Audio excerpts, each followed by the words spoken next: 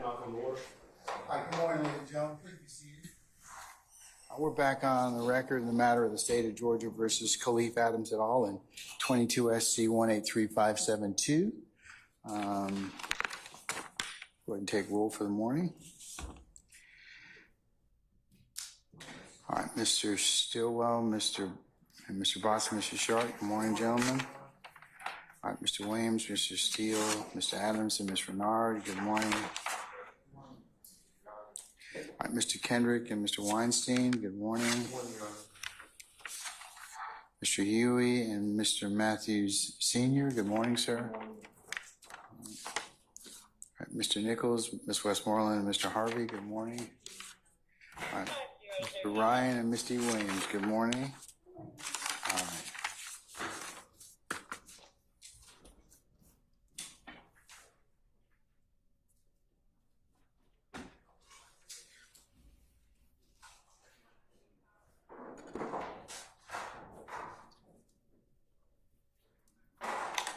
Okay, Mr. Uhowski, Mr. Brown, Mr. Atkins, Ms. Love, Ms. Knight, how are you? Good morning. Okay, all right. Okay, Sergeant Brown, all the jurors present? Yes, sir. All right.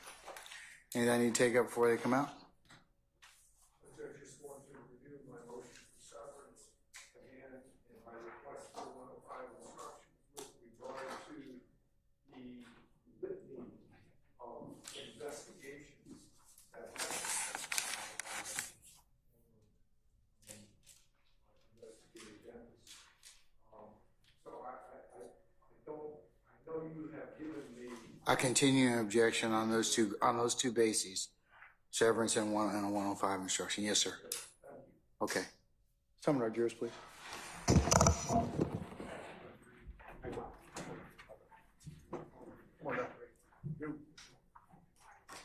Can we recall our witness too, please?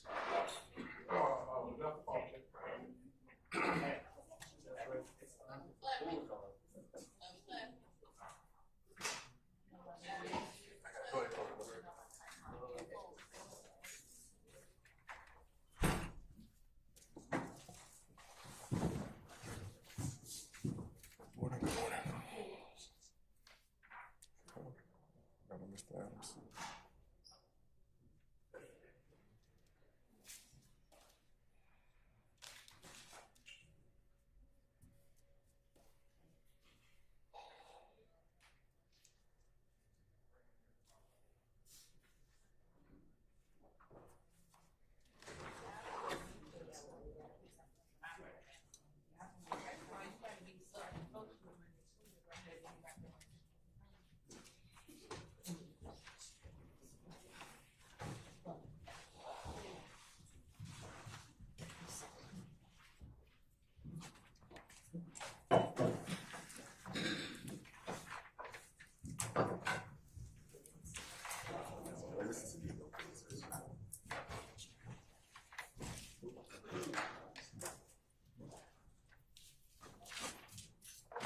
All right, ladies and gentlemen, please be seated.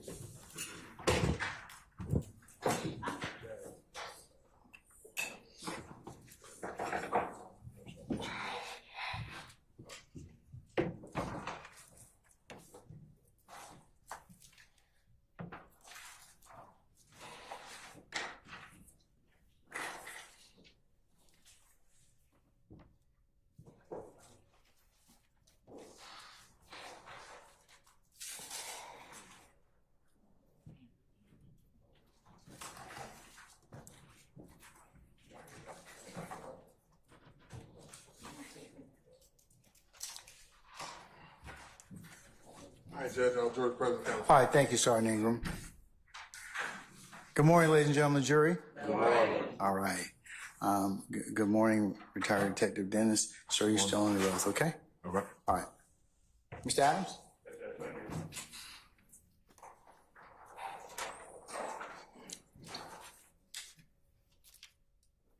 Dennis, welcome back, sir. Good morning. All right. Where to start? One of the things you testified to yesterday, maybe the day before, was in regards to your observations of individuals at the compound on the night of April 25th. True? Yes. And you mentioned Trontavia Stevens, yes? Yes. And let's see, I think you mentioned Jimmy Winfrey as well. Right? Yes. All right. And you knew these individuals, you recognized some of them from either previous encounters or just having seen them before. Yes. Okay. Now, one of the people specifically, Jimmy Winfrey, who you knew as Pee-wee or Roscoe, is that right? Yes. That individual, that gentleman, you asked some questions about whether you followed him on, I don't know if it was Instagram, some social media platform. You remember that question? Yes. You said you did follow him. Yes. You were familiar with him from following him on not just that way, but also from following him on Instagram or, again, whatever platform it was. Yes? Yes.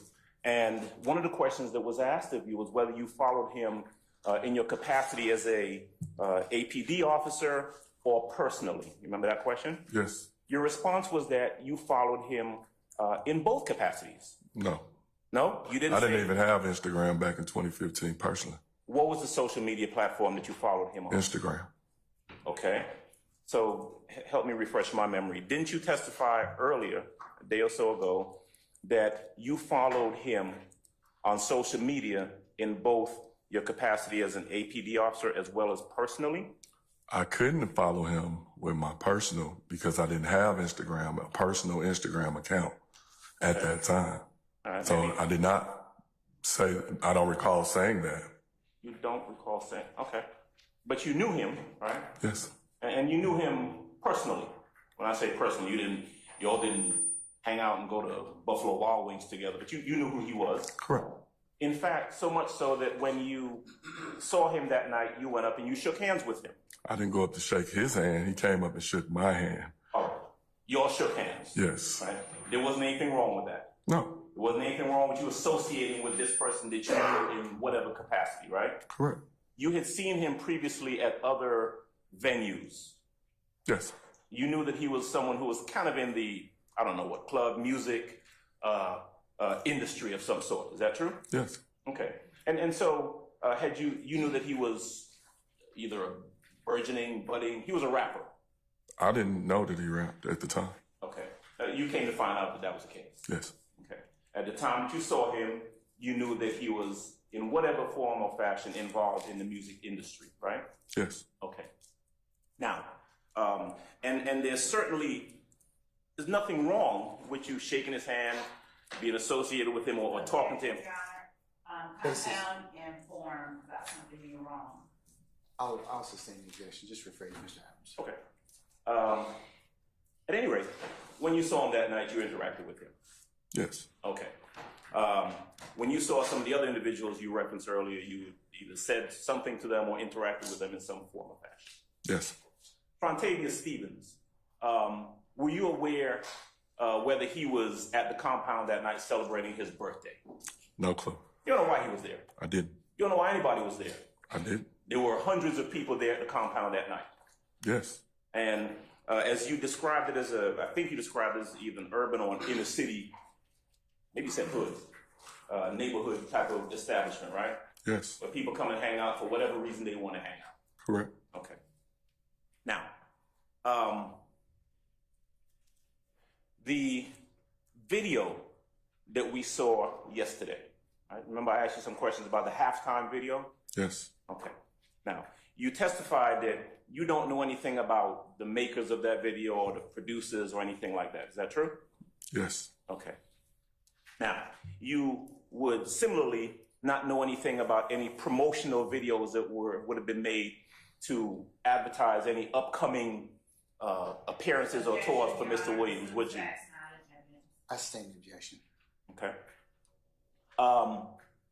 You were shown a video where Mr. Williams is talking about his coming appearance in Louisiana. Is that right? You remember that? Yes. Okay. Now, you're not suggesting that there's anything wrong with someone putting out a promotional video Objection, for their Your upcoming Honor. concert, It's the would form you? of the question. I sustain the question. You can rephrase. Are you aware of whether that was a promotional video or not? It appeared to be. Okay. Are you aware of whose direction or at whose direction that video was produced? What do you rephrase? I don't understand what you're asking. Okay. Do you know whether or not some management of Mr. Williams suggested that that video be made to promote his upcoming appearance in Louisiana? I don't know. And that's true. You don't know anything about the inner workings of any productions of any of these videos that have been testified to or shown, right? When you say the inner workings, what do you mean? Well, who made them, right? Correct. Who suggested they be made, right? Correct. For what purpose in regards to his profession they were made, right? Objection as to assuming facts. I stand objection. Well, when we talked yesterday, you recollected or you agreed that Mr. Williams, by the time in 2015, you knew him to be a local, national, international performer. Isn't that true, sir? Yes. Okay.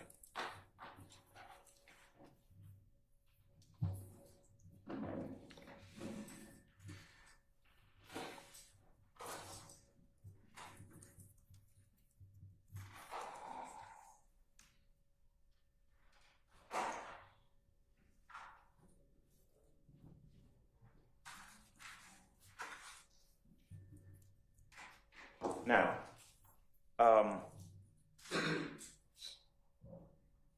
one of the things that you were asked about early on was the different people. You remember the video that you were showing with the cars at the vault? Yes. Okay. And you were asked to describe those cars and whether you knew, what was happening in the video. Remember that? Yes. Okay. I think Mr. Shard asked this question, but the individual that you saw appeared, and when I say the individuals, I'm talking about Mr. Stevens, Mr.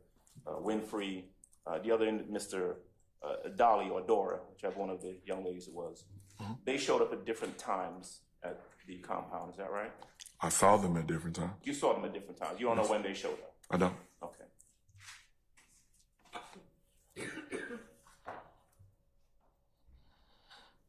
You described them in one of a piece of your testimony as Jeffery Williams's people or something like that. You remember that?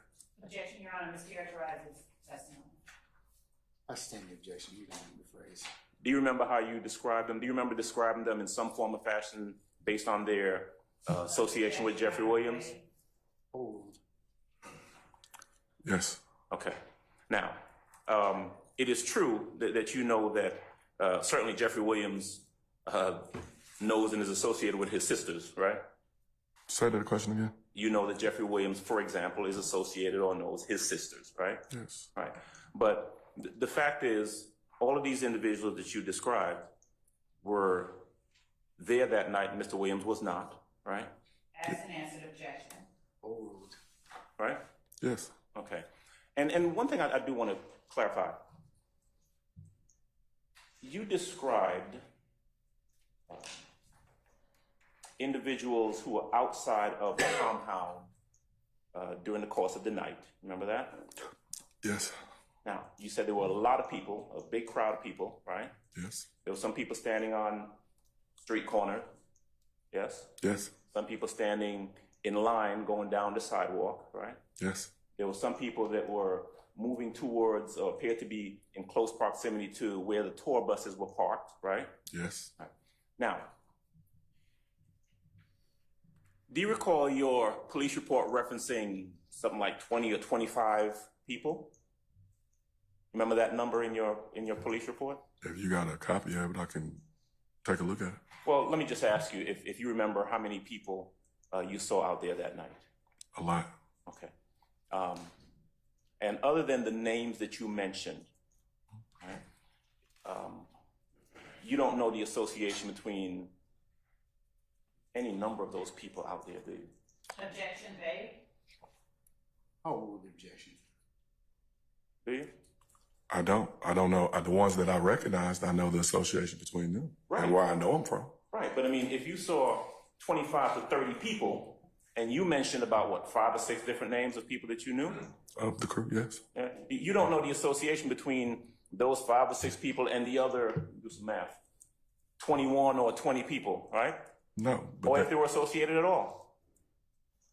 if I'm working and I appear to see a group of people congregating together, and it appears that they're together, then one could make the assumption that they're all together. Right, so if you see 25 people on the street corner, you're going to associate that all 25 of those people are associated with each other, as opposed to them just being in the same proximity? That's a strong possibility, but on that night, I saw the people that I recognized and people that I didn't recognize standing together on the same corner. Right.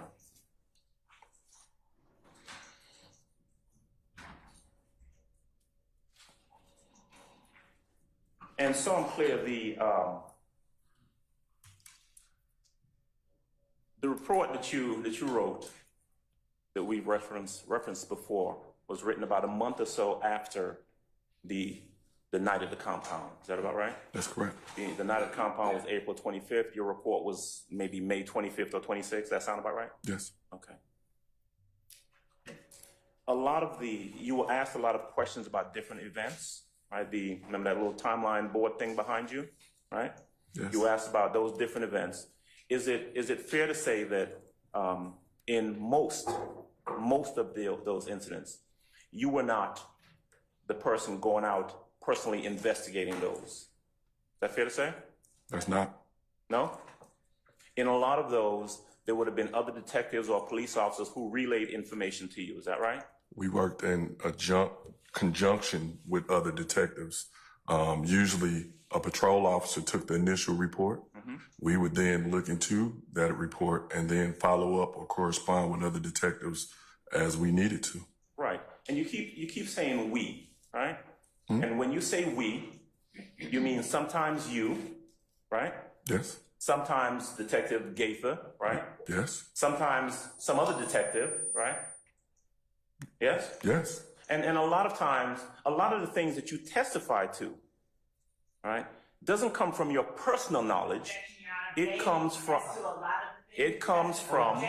Hey, look, when there's an objection, stop talking. Well, can I ask a question before she? If there's an objection, stop talking. I'll give you directions after that. Okay. Yes, sir. All right. Basis. Your Honor, he said a lot of the times, and so it's vague. I sustain the objection. You can rephrase, sir. Okay. Information that you've been asked a lot of times, I think the way it was phrased is, in the course of your investigation. You remember hearing that phrase? Objection vague, Your Honor. I sustain the objection.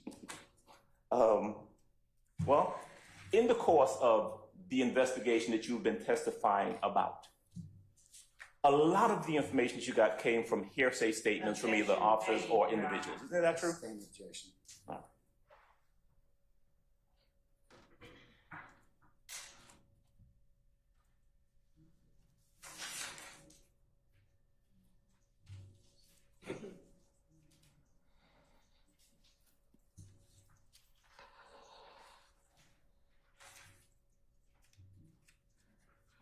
One moment, please. Yes, sir.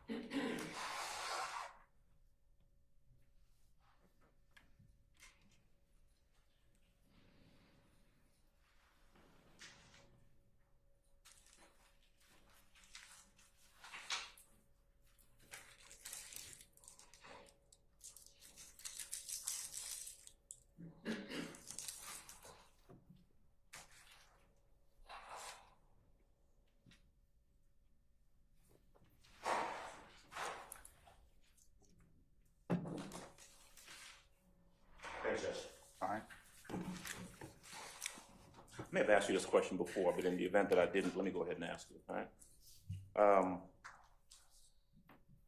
Did I hear you correctly that you don't know the time frame between which this Lil Wayne tour bus shooting occurred and the halftime video, when it was released?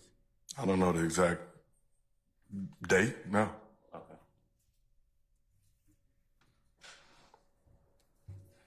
All right. That's all I've got. All right, sir. Anyone else for examination of this witness? Cross? Okay, any redirect? Yes, Your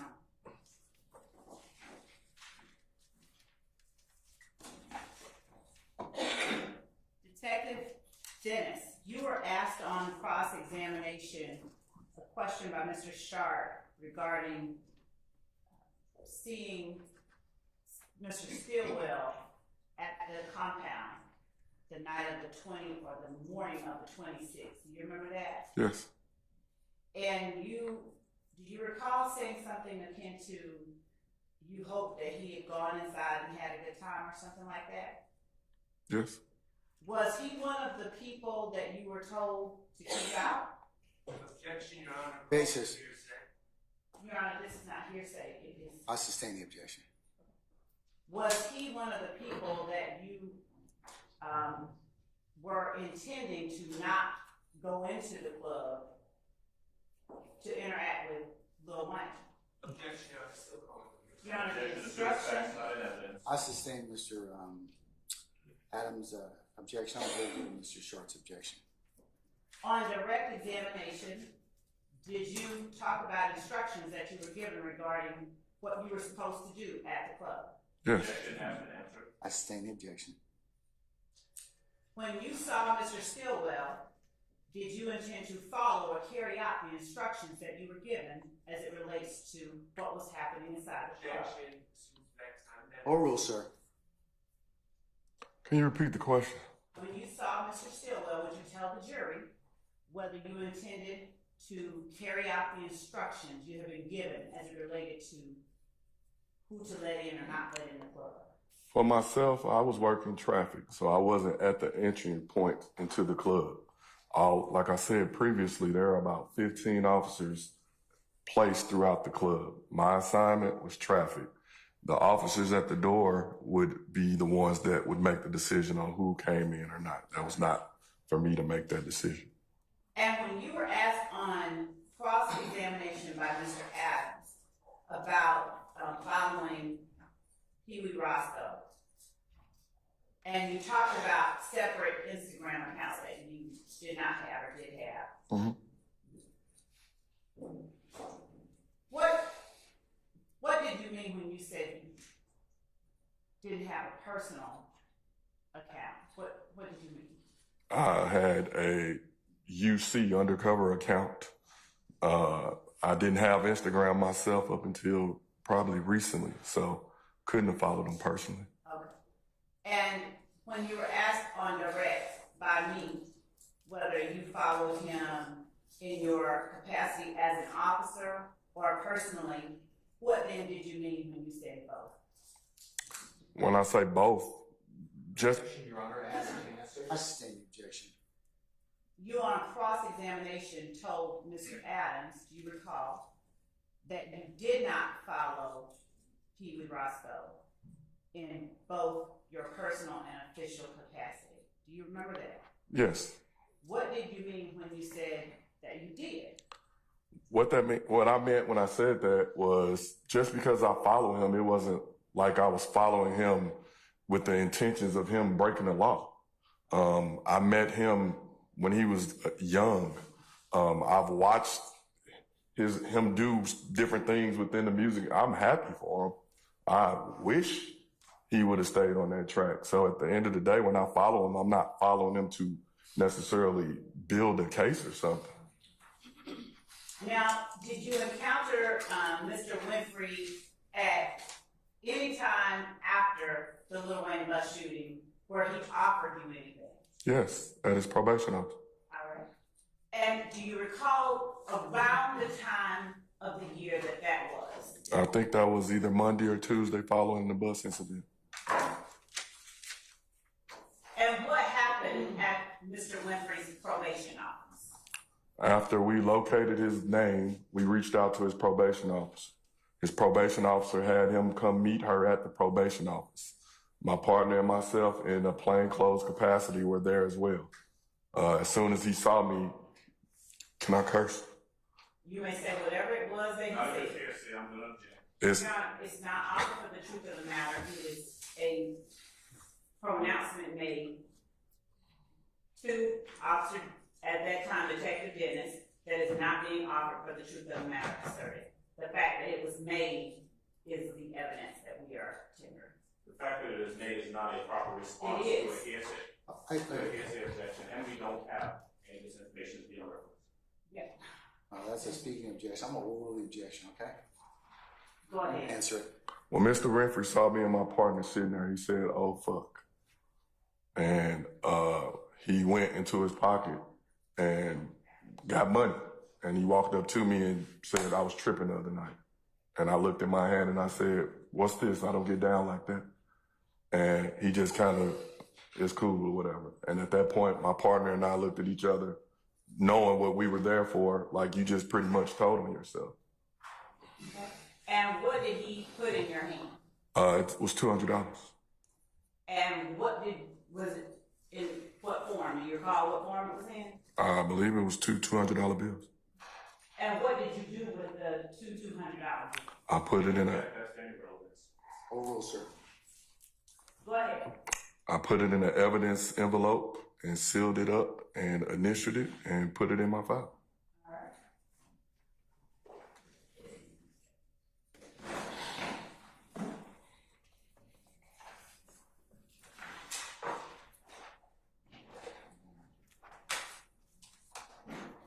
Your Honor, I have can we approach briefly?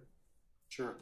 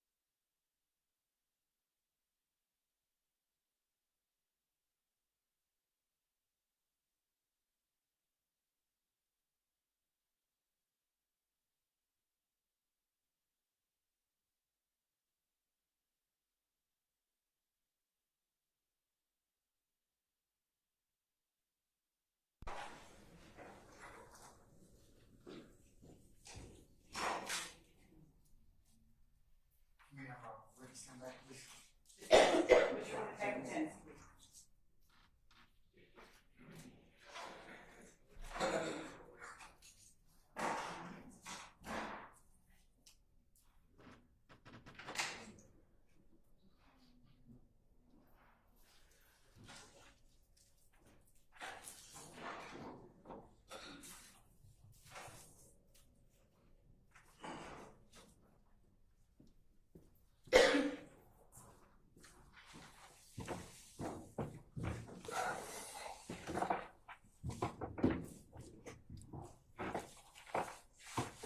Detective Dennis, I'm going to approach you with what has been marked as State's Exhibit 124 Echo. And, Your Honor, for the record, the state has cut it open at the bench.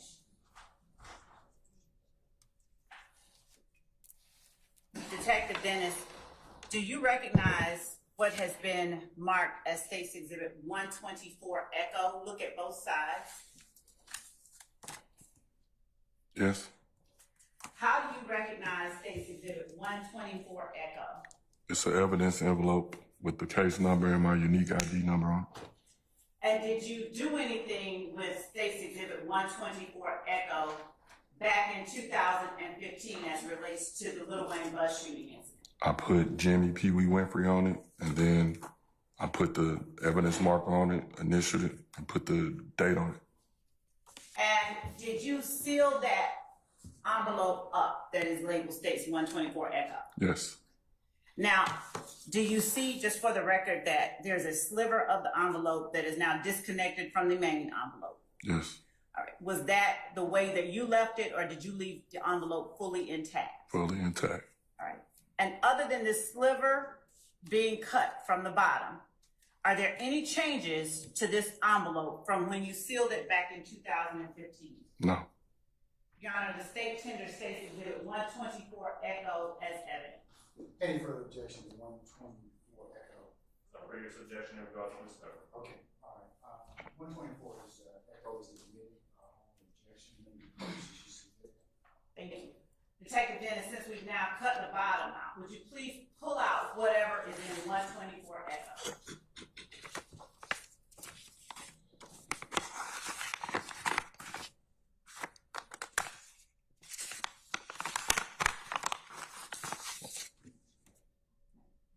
Would you turn around and hold it up to the jury? You can stand up and tell the jury what you're holding in your hands. $200 bills. Two $100 bills? Yes. All right. And where did those two $100 bills in the sealed envelope from 2015 come from? Mr. Jimmy Winfrey.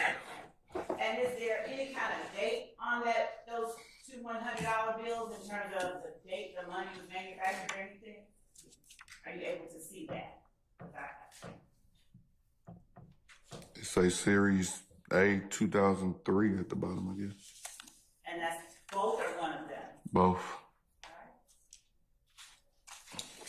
And are there any serial numbers on the bills? Yes. What is the serial number of both bills? Just read them in sequence. One is F as in Frank, L as in Lincoln, 848-707-55, B as in boy. The other is D as in David, F as in Frank, 49037-880, B as in boy. Thank you. Why did you put those two $100 bills into an envelope and seal it up? Objection, relevance. Oh, sir. Because first Oh, jury, I mean, off, I was insulted because that's an insult to what I stand for. Objection as to relevance. Your Honor, please. I'll sustain the objection. Without talking about your insult, is there any reason beyond your feelings of insult that you put those two $100 bills into that envelope? So we can maintain it and have it as evidence, or just to pretty. So that it was done? Objection to the testimony by the prosecutor. I'll sustain the objection, so we. All right. In your words. Second. Move to strike right. Also, ladies and gentlemen, disregard the last The prosecutor's last word. Prosecutor's last statement. In your words, why, beyond your level of insult, did you put the two $100 bills in the envelope? So that we have it, and so that it's stated for the record that you can't buy me.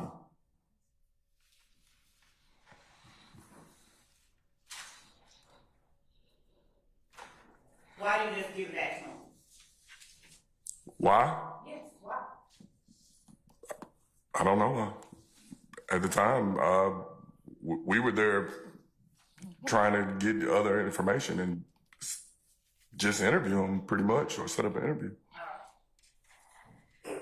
You were also asked on cross-examination. Put it back. Thank you. This is States 124 Echo. I'm going to put this bottom part into $100.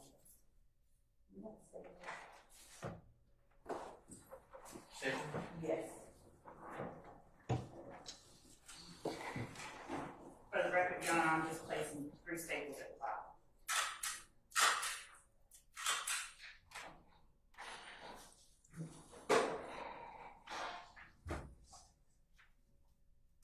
You were asked on cross-examination by Mr. Adams about who managed the halftime, I'm sorry, not the halftime video, who may have instructed Jeffery Williams to do the video where he talked about being in New Orleans or in Hollywood. Do you recall that? Yes.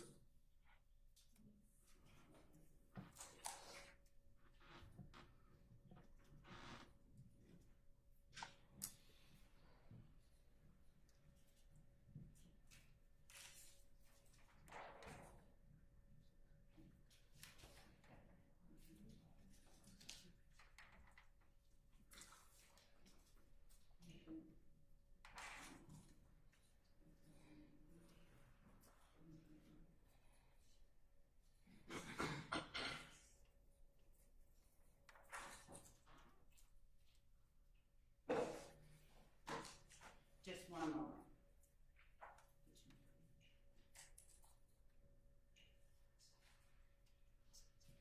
I'm going to put back on the screen 117 Echo, which has already been admitted as evidence.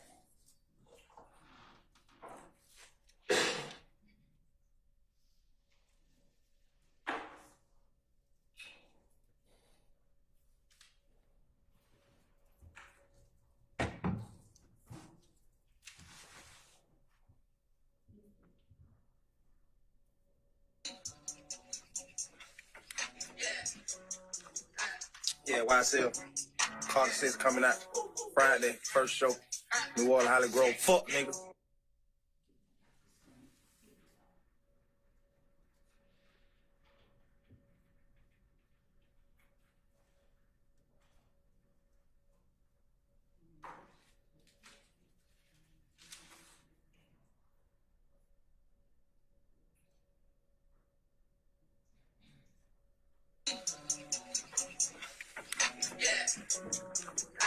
Yeah, YSL.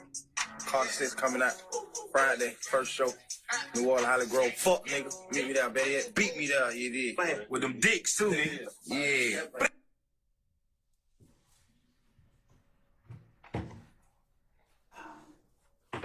Now, when you were answering the question about promotional videos by Mr. Adams, is this the one that you were talking about, 117 Echo? I believe so. All right. Now, do you know whether that's a promotional video? No. Do you know? Oh, I'm sorry, Judge.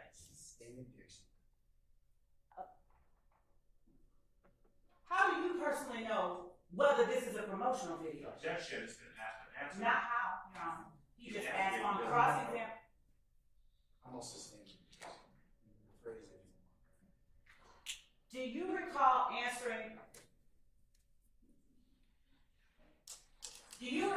answering Mr. Adams' question about that being or whether that 117 echo is a promotional video.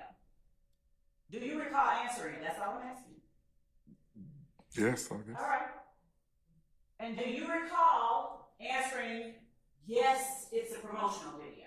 Your Honor, I'm going to object to number one, to which the attorney testified, and the witness's testimony will speak for itself.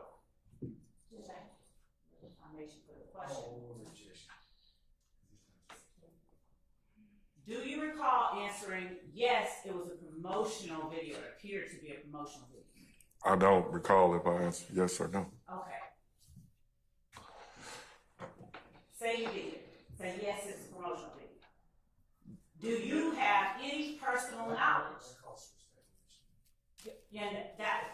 Okay.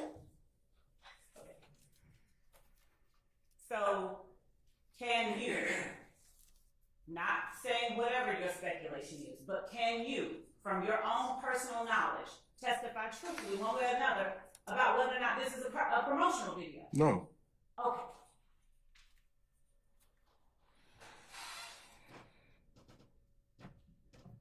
And can you, through your own personal knowledge, testify truthfully about whether anyone other than Jeffery Williams told Jeffery Williams to say what he said in that video? No. Objection to the form of the question. That's the same question. Who was talking in the video? Jeffery Williams. Who? Jeffery Williams. And for the record, does he say anyone told him to say what he says in the video? No. And for the record, is there anybody whispering anything in front of him or in his ear as he's speaking into the video? Basis. Question. Video will speak for itself. That's the same. And because the record, Your Honor, can't reflect the next question I'm going to ask him if there's an objection. Well, For the record, is there? That question is speaking question of the court. I don't know what that is. I'm going to disregard counsel's last statement, ladies and gentlemen. You'll be instructed to do the same. Just state the question. Okay. For the record, is Defendant Williams reading from any piece of paper as the video progresses? Also speculation. Hold on. That was Mr. Matthew's speculation. Who else was there? That's me, Judge. Objection false speculation. Do you need to say it again? Can you repeat the question again? For the record, while Mr. Williams, Defendant Jeffery Williams, is speaking on this video, is he reading from any piece of paper? No.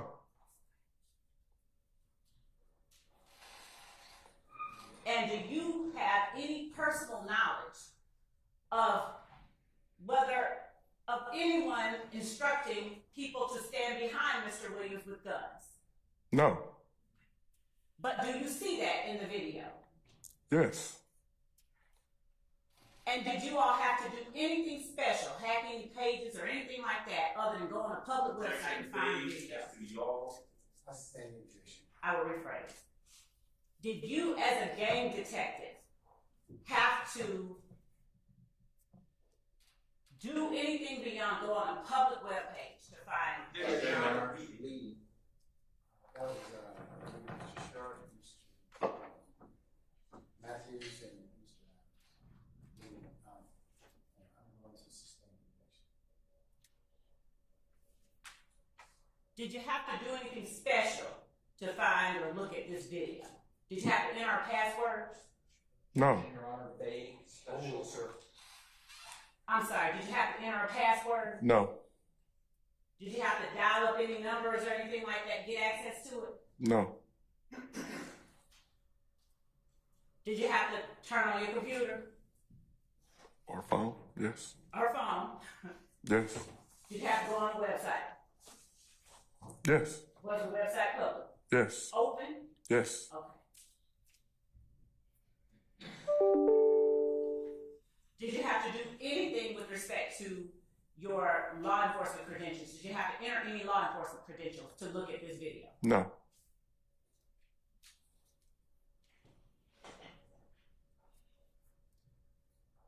You were also asked by Mr. Adams about the halftime video that yesterday. Do you recall being asked by Mr. Adams today about the halftime video? Yes.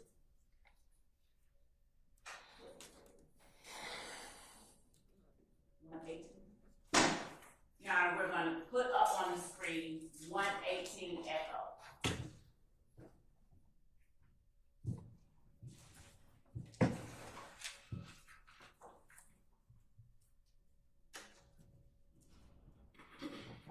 Wait, you know, is that even knowing now? 118 echo was.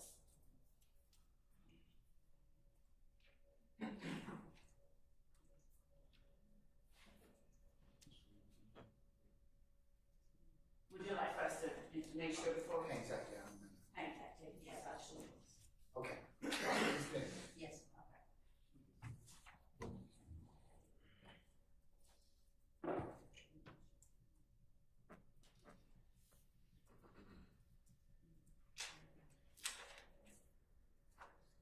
All right.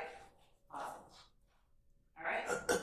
On that halftime video, at 3 seconds in, for the record, would you tell the jury what is written on the screen? It says by director BLB.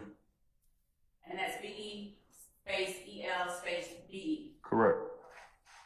And who is in the frame as that said, as that language is written? Jeffery Williams. Go ahead.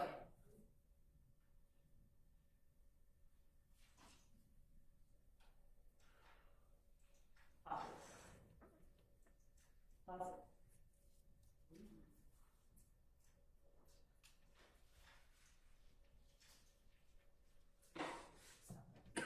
And at 11 seconds in, what is written on the screen? Also directed by Young Thug. And do you know who Young Thug is? Yes. Who is that? Jeffery Williams. Continue.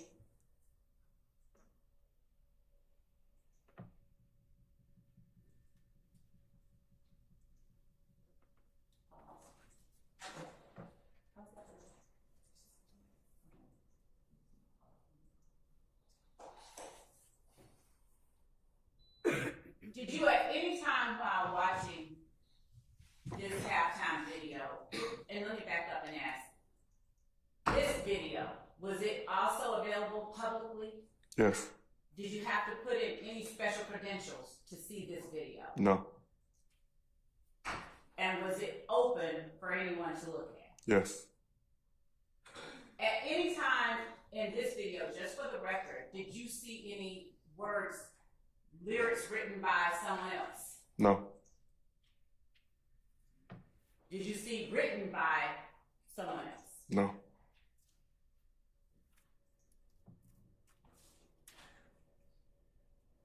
You were asked.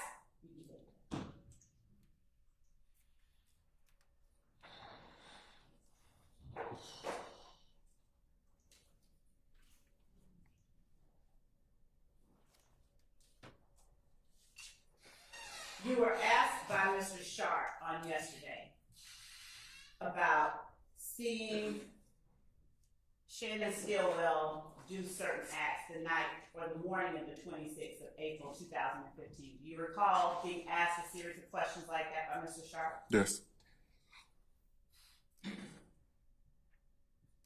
During the time that you were assisting in the investigation of the Lil Wayne bus shooting, did you learn of any... Objection, Your Honor, calls for hearsay, confrontation clause.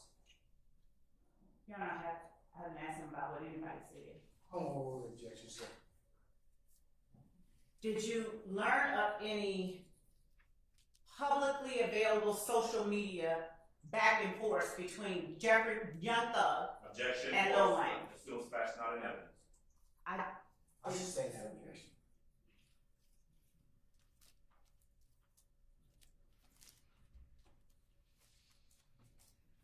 During your investigation of the Lil Wayne bus shooting, did your investigation reveal any publicly available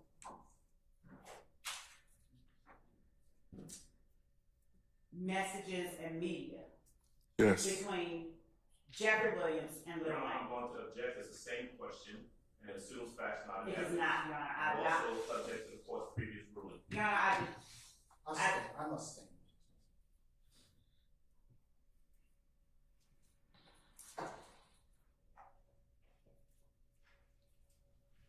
through your investigation, did you determine or make any determinations about the state of the relationship between Jeffery Williams and you? I'm going to object, and that falls to speculation, and again, it goes to the court's previous ruling. And Your Honor, asking for a direction, may I approach? Thank you.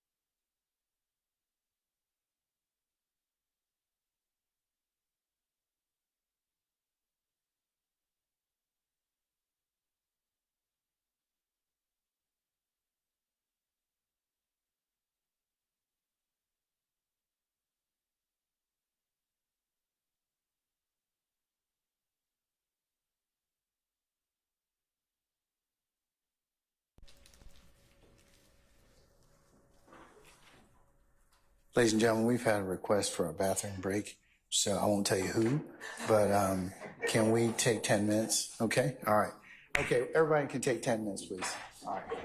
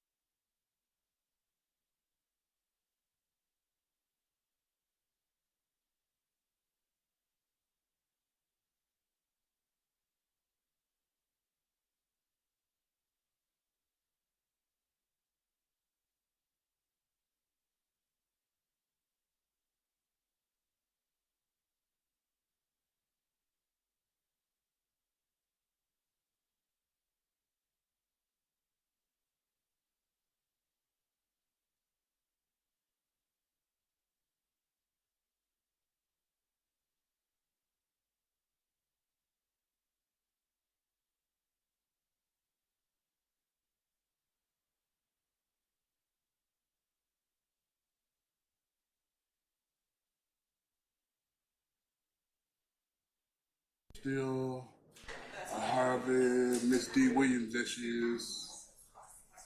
Matthews is not in here. Okay. Okay.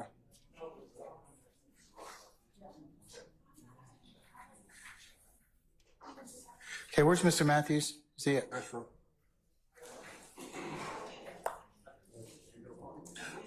Oh, there.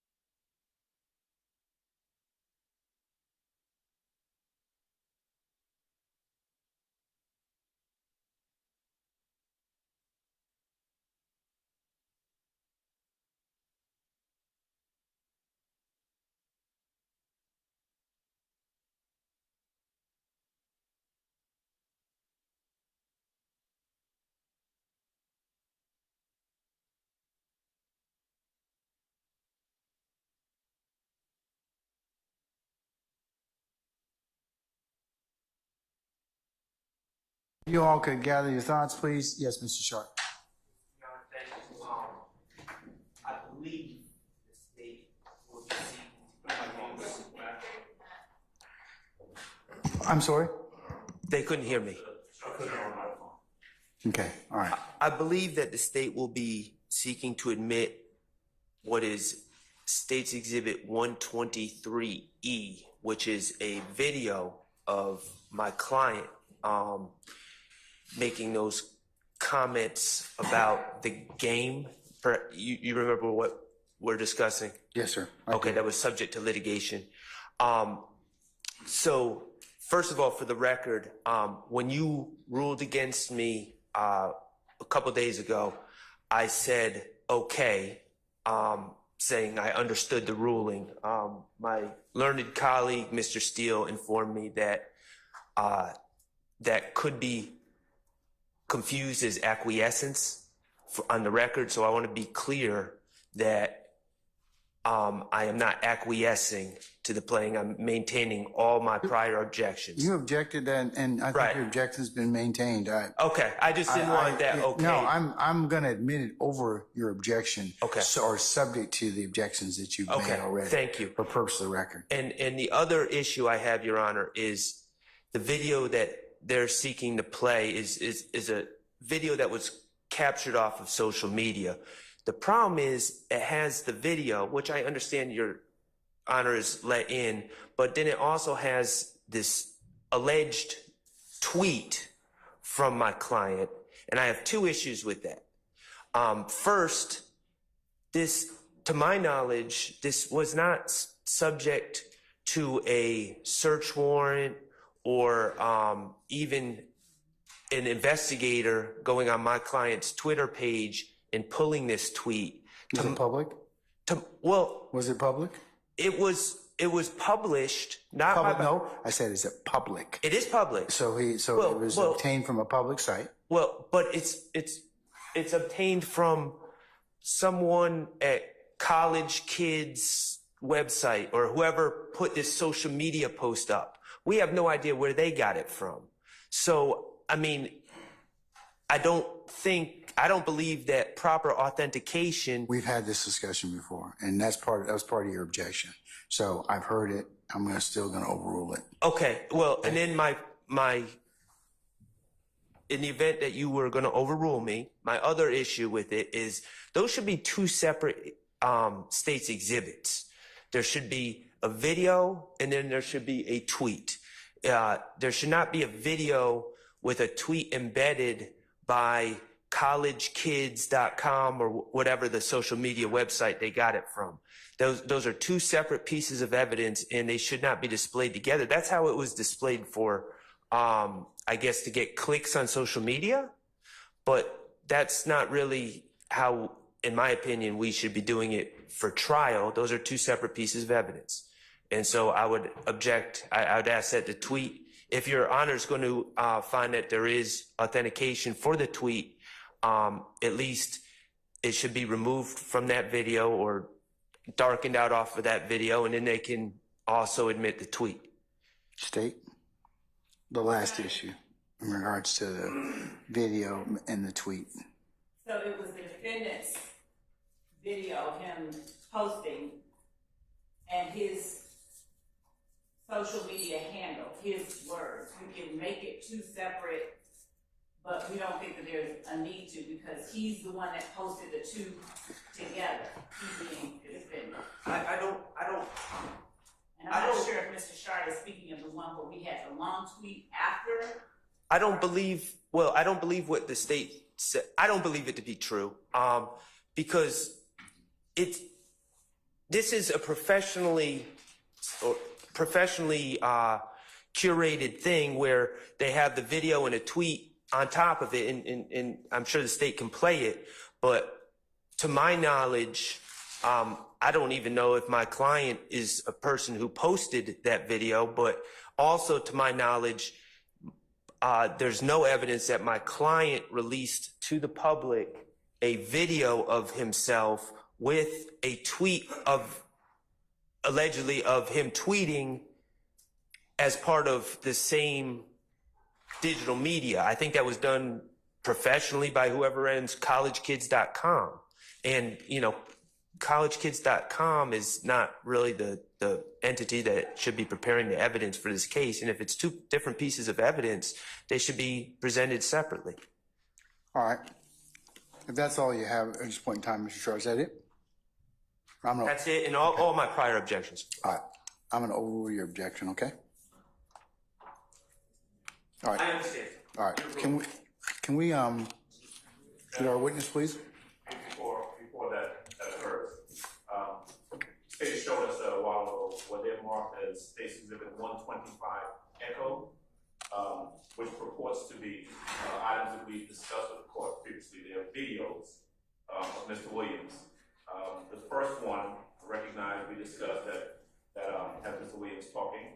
The second one also has Mr. Williams talking. There's a third one, and these are all stitched together as one video. Goes from one into the next, into the other. I don't know how they put it together, but the third one appears to be Mr. depiction of Mr. Williams rapping over a Future's a rap artist, song. And I don't believe, and maybe I can be corrected, I don't believe that last image or video has been litigated in regards to this admissibility. I recall the first two, and the court ruled on those. We said that those two can be admitted over our objection, but I do not have a recollection that we've actually addressed that third one. Obviously, our position would be that I oppose it. I object to it for all of the same objections that we made in regards to the other two videos. But unless I can be corrected, I don't believe there's been any adjudication, any ruling on that third one that they've put together as part of State's Exhibit 125E. And Your Honor, just to keep things moving, we don't have to, and we will not at this time attempt to tender that portion of this video for those reasons, just to not have it something that holds things up. So for the record, the exhibit number will be State's Exhibit 125 Echo. The first 9 seconds, the first 31 seconds of State's Exhibit 125 Echo are the exhibit that we've just played for the jury, that is 117 Echo.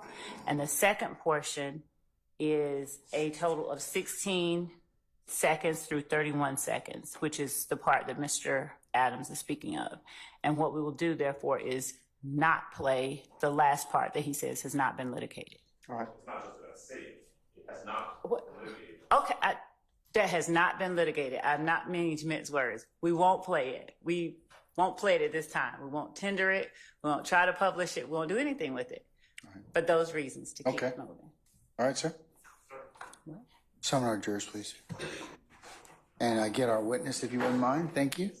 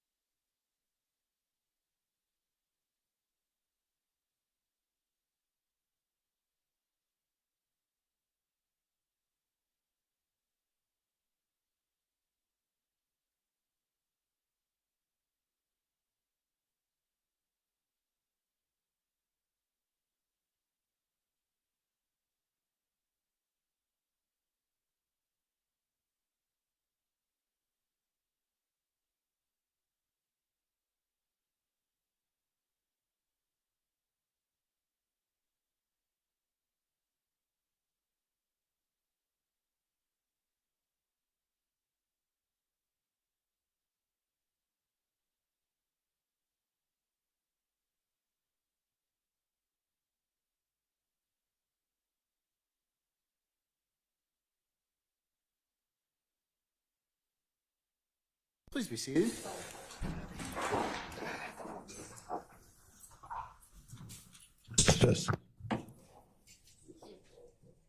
I'll just bring it down for you. All right, thank you, Sergeant Ingram.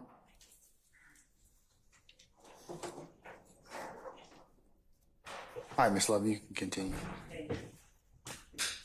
Detective Dennis. It's not on. Okay, I'm gonna put it. No, you can turn it on. I just said not.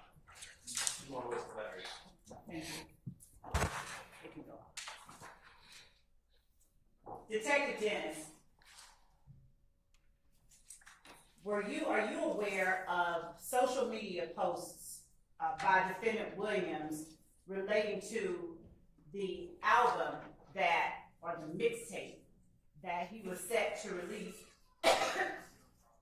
during the time of the Lil Wayne bus shooting? Yes. I'm going to show you State's Exhibit 125 Echo. And Your Honor, this is from the timestamps 16 seconds to timestamp 31 seconds for the record.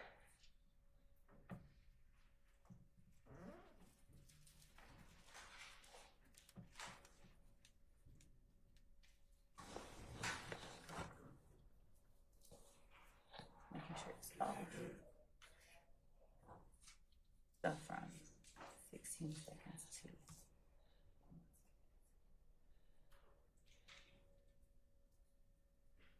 Were you sure it hasn't been admitted yet? No, Your Honor, we're not showing it till it's.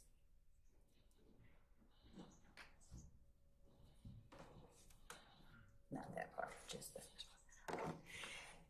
Is 16 seconds through 31 seconds in the State's Exhibit 125 Echo one such video? Yes. And are you familiar with the person inside the video? Yes. Are you familiar with the person inside the video outside of their depiction in the video? Yes. And is the video an accurate reflection and depiction of the person inside the video? Yes. Your Honor, the state tenders State's Exhibit 125 Echo from 16 seconds in to 31 seconds in. Any further objection? That's down previous objection. Okay, all right. Subject to the court, previous objections and ruling, the court will admit 16 Echo over objection. It may be published as you see fit. Thank you, Your Honor. 125 Echo. He said 16 Echo. Is it 116 Echo? 125. 125 Echo, okay, all right. I'll correct myself. Thank you. All right. Detective Dennis, during the time that the Lil Wayne bus shooting happened, did you say that you listened to Lil Wayne's music? Yes. Okay. And were you familiar with the series of albums Lil Wayne had released prior to the time that his bus was shot up? Yes. Are you able to tell the jury the title of that series? Carter. And how did that series show itself? In other words, was it Carter A, Carter B, Carter C, or something? I'm gonna object. Basis. Based on speculation. You had some person. I'm going to sustain the question as to form a speculation. You can rephrase. Thank you. How are you familiar with the series that Lil Wayne released prior to his bus shooting? Carter 1, 2. No, don't say it. How are you familiar with the series that he released prior to his bus shooting? When you say familiar, what do you mean? How do you know what the series was? Did you listen to it? I've listened to it. I believe I have it on my playlist. I listened to it. And did you listen to all of the albums or the tapes in that series that you just mentioned, Carter? Yes. So what are the names of each album or release in that series? The Carter 2, 3, 4, 5. Something like that. Okay.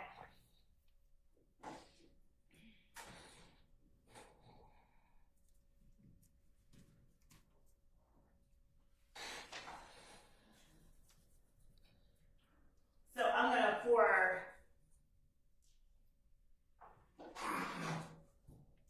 Your Honor, I'm gonna play 1 through 31 of State's Exhibit 125.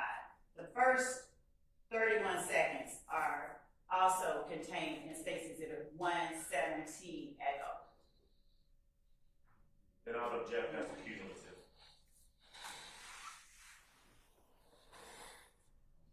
Overruled, sir.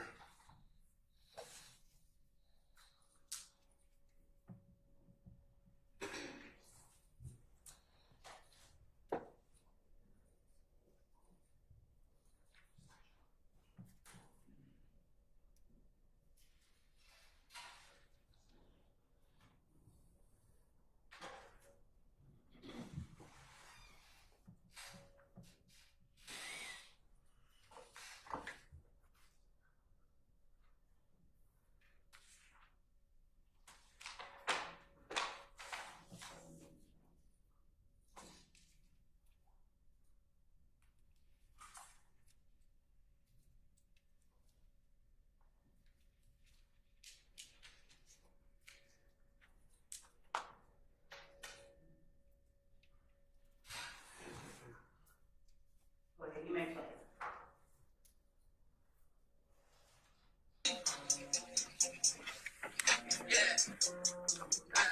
Yeah, YSL. Carter 6 coming out Friday, first show. New Orleans, Holly Grove. Fuck, nigga. Meet me there, better yet. Beat me there, you did. Playing with them dicks, too, nigga. Yeah. Can't name the mixtape Carter 6, cause these fuck ass niggas trying to sue. Just like some hoes. Big old blood, so I'm going bar 6. On the fucking way.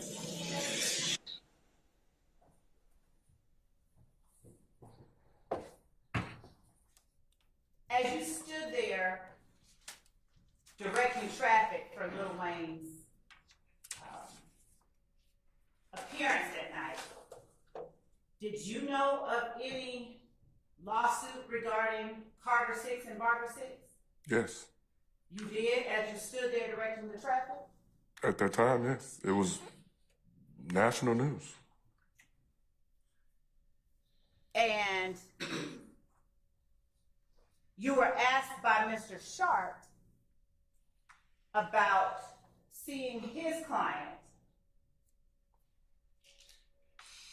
and seeing what he had done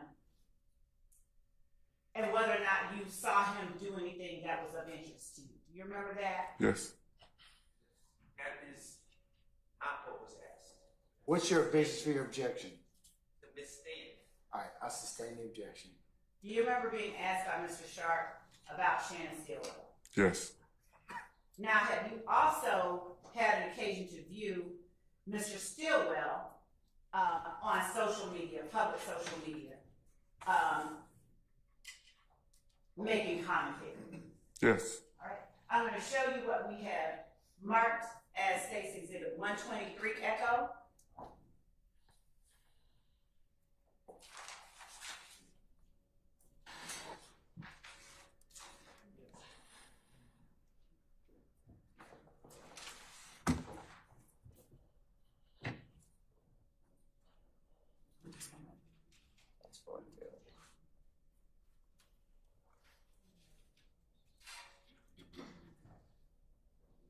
Do you recognize the persons depicted in State's Exhibit 123 Echo Yes. in the front of the camera? Yes. All right. And is this one such public social media posting of Shannon Stillwell? Yes. And do you recognize Mr. Stillwell outside of him being depicted in the video? Yes. And do you recognize, let me just say, is it a fair and accurate depiction of Mr. Stillwell? Yes. John, at this time, the state tender State's Exhibit 123 Echo. I object authentication, foundation, relevance, and all other previous. All right, and they're noted, Mr. Sharp, and I will admit 125 Echo, 123 Echo over objection. It may be closed, as you see.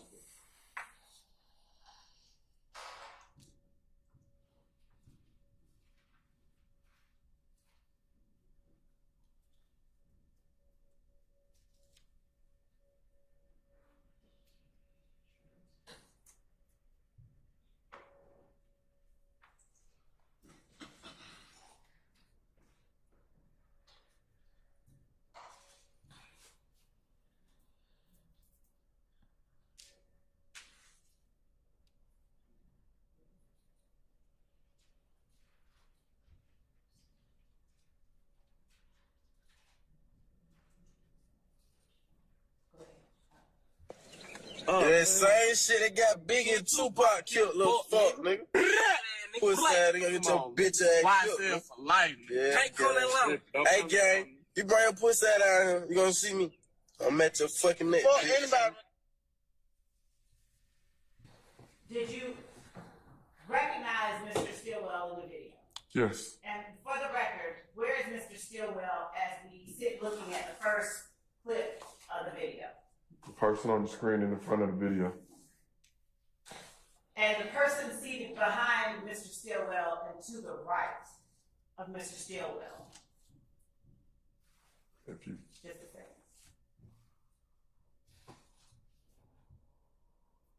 Right there. Right.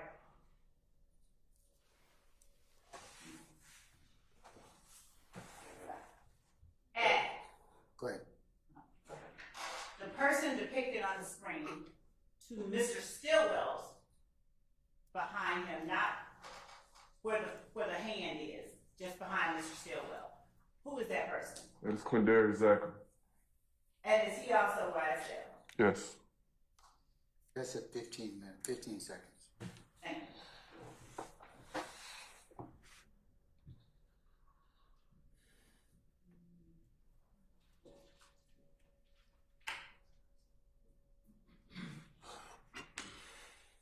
And that's at 7 seconds in.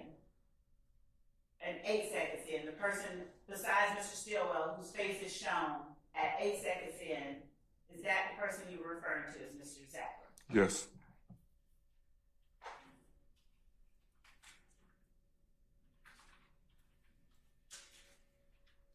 At that time that you were out there, did you know anything about the game and any lawsuits about the barter six or the cart six?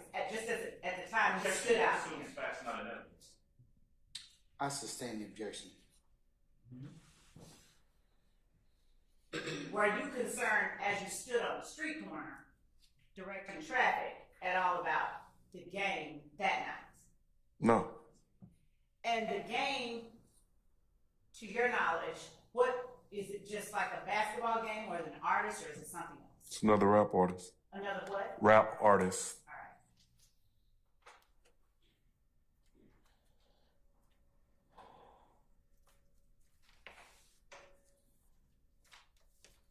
You were also asked on cross-examination by Mr. Adams about seeing individuals, a group of 20 to 30 people at the compound. You remember that? Yes. And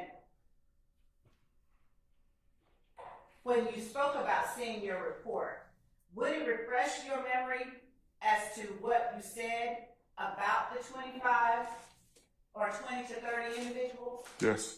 I'm going to object. There's been no question asked what he's indicated he needs his recollection refreshed. I sustain the objection. Thank you. Do you recall speaking to the jury about a group of people with Pee Wee and Mr. Zachary? Yes. Do you recall saying that they had about 25 to 35 people with them? Yes.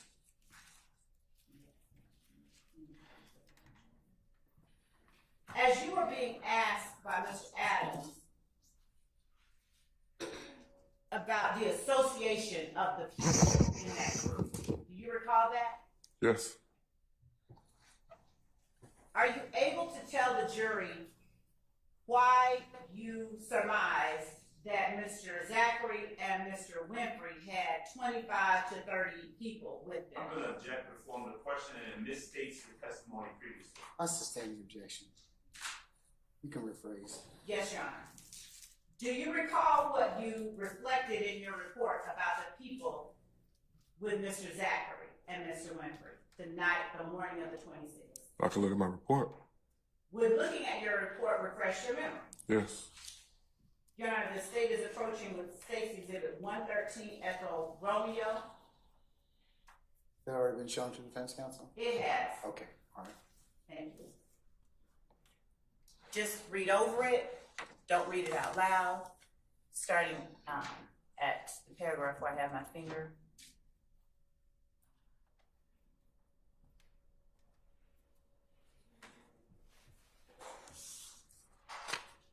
Actually, if I may. Start here. And then read to the end of the page.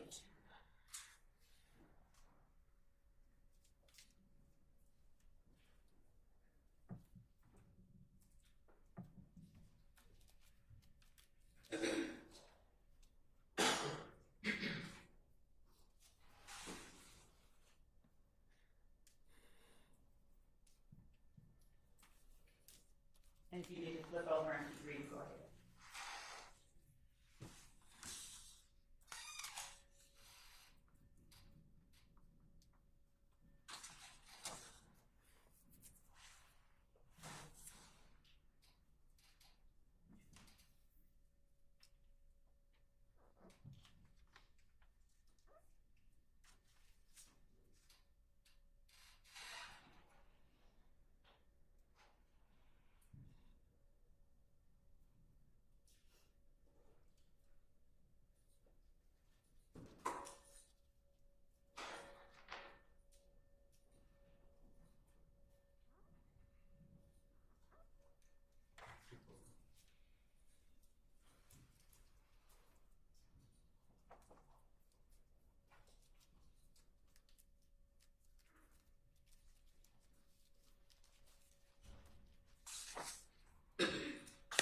Has your memory been refreshed about what you wrote in your report? Yes.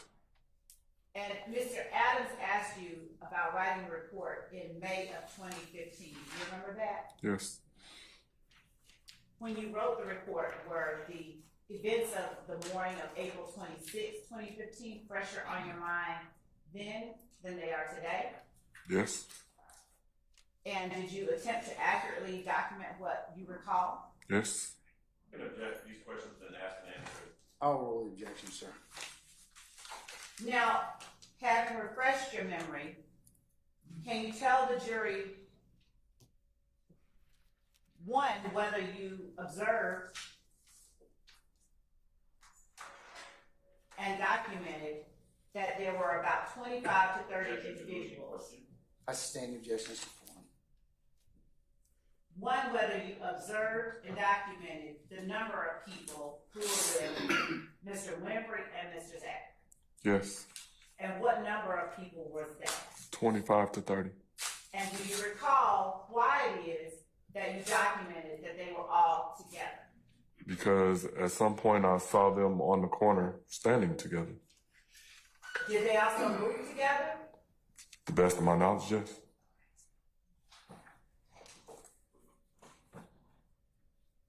And did you recognize people in that group besides Mr. Zachary and Mr. Winfrey as members of YSL? Yes. And did that group of people at any point begin to walk towards Lil Wayne's tour bus? Yes. And as that happened, them walking towards Lil Wayne's tour bus, did you all do anything? And by you all, I mean you and any other person working with the Atlanta Police Department. Yes, me and other police officers attempted to disperse and to keep them moving. All right. And was it before or after that point that you observed the handgun on the wheel well of the Greens floor? Probably after. Would reading your report refresh your memory? Yes. All right. Would you just go ahead and turn to the page beginning of, right? Well, that's been asked and answered already. We'll move on to I something can. else. Thank you. Thank you. So let's start that last question. Okay. No.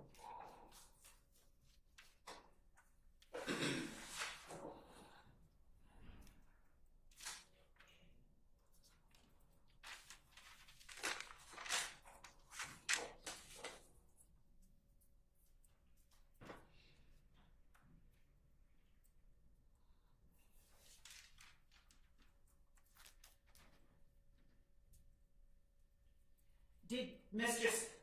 Sharp ask you about where Shannon Stillwell was on the morning of April 26th. Do you remember him asking you questions about that? Yes. Now, were you with Mr. Stillwell before he arrived at the compound with Mr. Garlington and Mr. Stevens? Was I with him? Yes. No. And were you with Mr. Stillwell after he left the compound? No.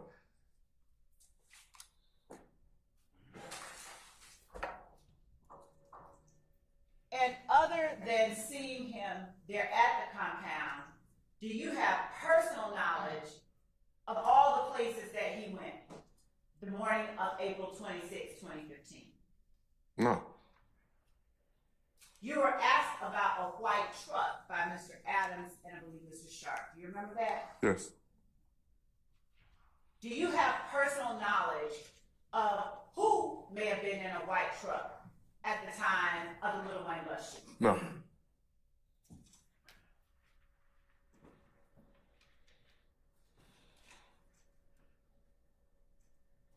And do you have personal knowledge of where any member of YSL, where all they went after they left the compound?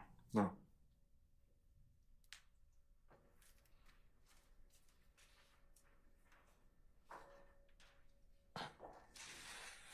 When you were asked by Mr. Adams about the shootings that occurred on the timeline that we have up here, do you recall Mr. Adams asking you whether or not it was true that Kenneth Copeland pulled a gun out on you and Detective Gaither? Yes. Do you recall what your response was? Objection has been asked and answered. I sustain the objection. Did he ever pull a gun out on y'all? Objection has been asked and answered. Sustain the objection. Now,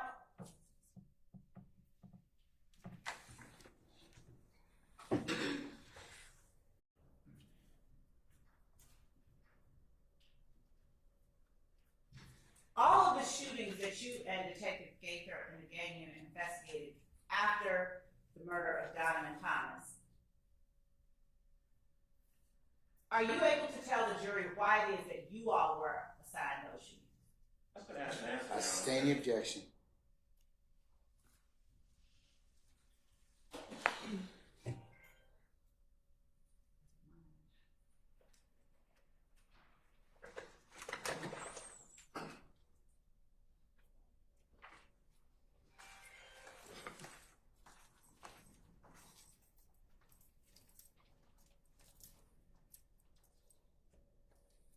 Did you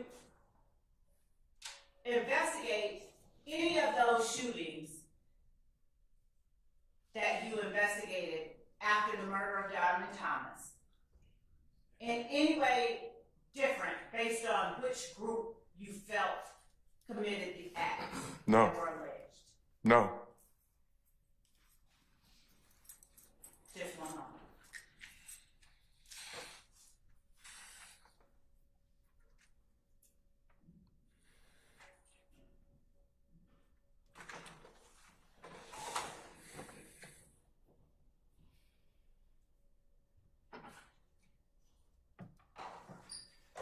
You were asked about Mr. Copeland getting shot at in the earlier parts of January 2015. Do you remember that? Yes. Was Mr. Copeland the only member of YSL getting shot at during that time? No.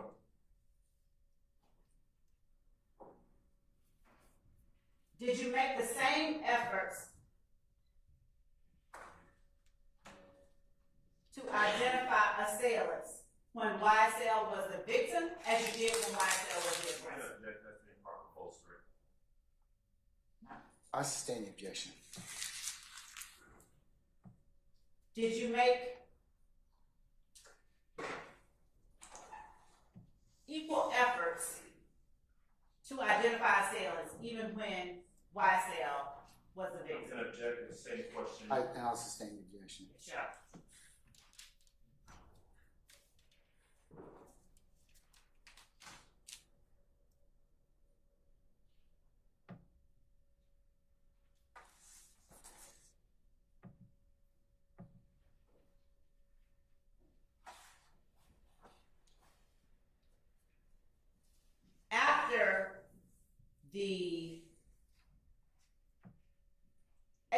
28, 2015 shooting at the home of Entrevia.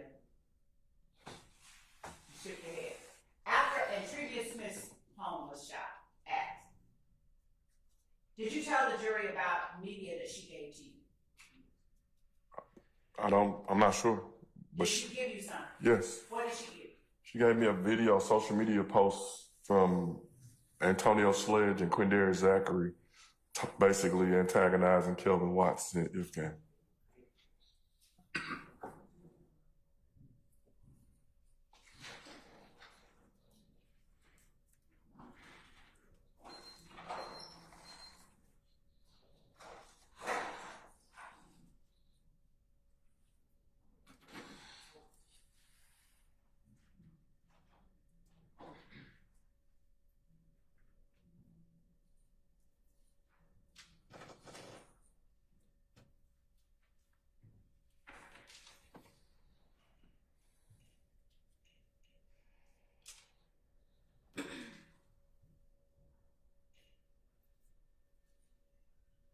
And did you find that video of any value in your investigation? Yes. Did you utilize that video in any way to make, as Mr. Adams put it on cross, corroborate anything that someone had told you? Yes. I'm going to object to that. I've never asked that question. This stage, I'm going to call the question. I'll sustain the objection. Do you remember Mr. Adams asking you whether or not you tried to verify what the streets were talking about? Yes. All right. Did you use that video in any way to verify things that the streets had been talking about? I'm going to object improper mischaracterization of the question. I'll sustain the objection. All right. Did you utilize that video to further investigate crimes committed by YSL? Yes.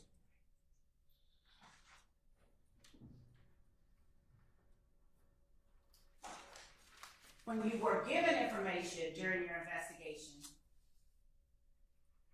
did you attempt in any way to speak to other people about the information maybe one person had given? I'm going to object as to vague other information. I'll sustain the objection. When you spoke with one member of YSL and that person gave you information, did you try to corroborate it with other members of YSL? Yes.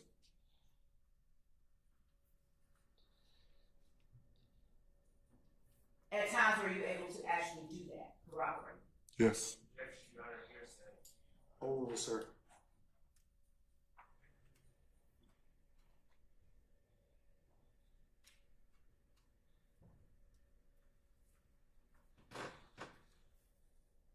Did you use the connections or the Objection compare? to the leading question. I haven't finished. Objection to the leading question. I'll wait and let me hear the question, Mr. Adams. Did you use the shell casings collected in the drive-by shootings that we talked about to in any way corroborate information? Yes. Ms. Lovey's already testified about that. Can we move on to something else? Yes, Your Honor. Okay. Just one moment.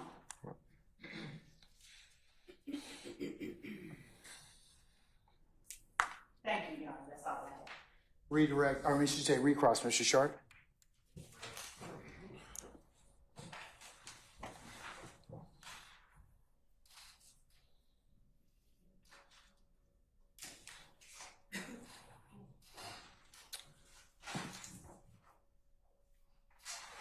Investigator Dennis, good afternoon. Good afternoon, Mr. Sharp. All right. We've been talking about a white truck. And you did not see one on April 25th. Objection asked and answered by Mr. Sharp. I'll sustain the objection. That's fine. Is it fair to say that you were confused about why I was asking about a white truck? Objection, Your Honor, as to vague and improper questioning. Be confused. I'll sustain the objection, Mr. Form. You can rephrase, sir. Okay. Did you know why I was asking about a white truck yesterday? Objection, relevance. I'll sustain the objection. You were involved in the investigation of the bus shooting? Objection asked and answered many times. That's been asked and answered, Mr. That's Sharp. great. Thank you. Are you not aware that Alvin Lewis, the bus driver, described two cars zooming by? Objection, Your Honor, as to you testifying or telling the witness about the testimony of another. I'm gonna overrule the objection. Are you not aware that Alvin Lewis, on the night of the shooting, described two cars driving by on the driver's side of the bus? One being... Objection, Your Honor, mischaracterization of testimony. I'll sustain the objection, Mr. Form. You can rephrase the question, Mr. Sharp. Are you not aware that Alvin Lewis described a white truck driving by the bus at the time of the shooting? Overrule, ma'am. Are you not aware of that? I wasn't aware of that, no. Okay. And he also described a white sports car. Who? Are you aware of that? Mr. Alvin Lewis, the bus driver. To my knowledge, yes. We just watched a video, I believe it's 123E. I would ask, Would you like us to do that for you? yes, actually, could you please, and you don't, just the beginning, just pause it.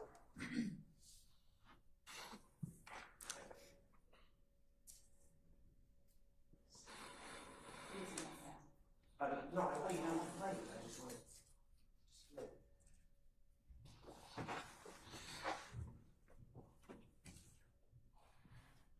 Oh, okay, Investigator Dennis, that is my client, correct? Yes. Okay. Now, did you pull this video off the internet? I don't recall. I just know that at some point I viewed it. So you don't know who pulled this off the internet? Do you know when it was pulled off the internet? It was pulled off during the time that we were this investigation. Do you know a date? I do not. Do you have a police report indicating a date of when it was pulled? I do not. Do you have a police report indicating who pulled it off the internet? I do not. Okay, at balleralert.com, why is that on the bottom right of this video? Because it was probably screen grabbed from balleralert.com. So balleralert.com is a website that reposts things? Is that correct? Yes, How many people, is it a popular website in your opinion? it is. Okay, millions of people view balleralert.com? Yes. Okay, what about Repost Wiz app? Why is that there? It probably was screen grabbed when it was pulled. Okay, and in the beginning of this video, I don't believe it was played, but you're familiar with this video, correct? Yes. Doesn't it have something in the beginning, even before Ms. Stillwell comes on, that says college kids or something to that nature? If you play it, I can see it. Well, it's been edited out here. Objection, Your Honor, we have that one, and it has not been edited out, they're two different. So, What's the base for the objection, madam? The testimony date has been edited out that Mr. Sharp has made. So objection to the testimony by Mr. Sharp. I'm gonna sustain the objection. Ladies and gentlemen, you usually disregard counsel's last questions. so we got a video. Oh, I'm sorry, Your Honor. You can rephrase, sir. I'm sorry. We have a video. You don't know who posted the video, but you're recognizing my client in the video. Yes. Okay.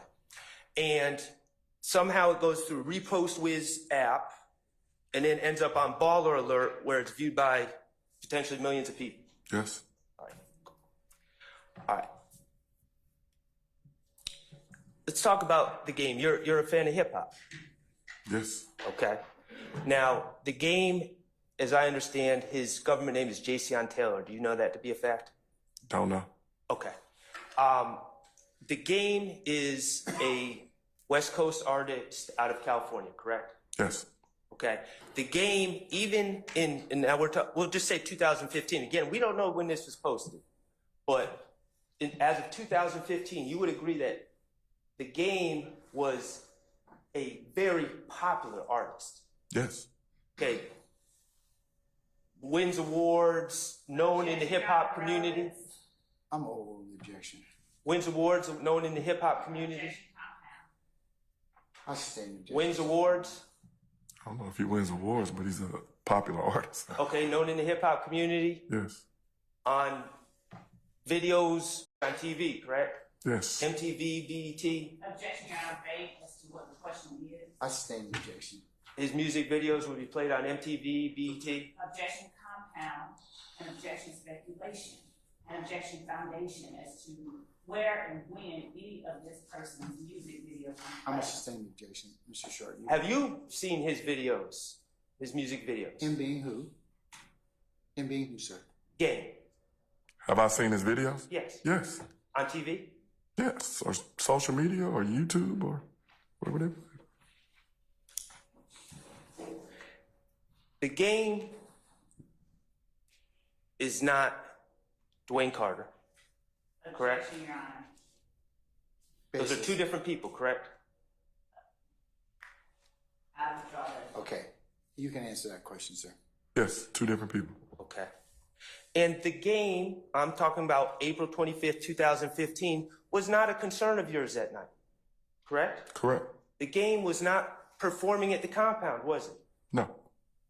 He was not ever advertised to perform at the compound that night, correct? No. Okay. You are aware, you said you're familiar with my client. Yes. You're aware that he, like many people in Atlanta, was an aspiring rapper, correct? Correct.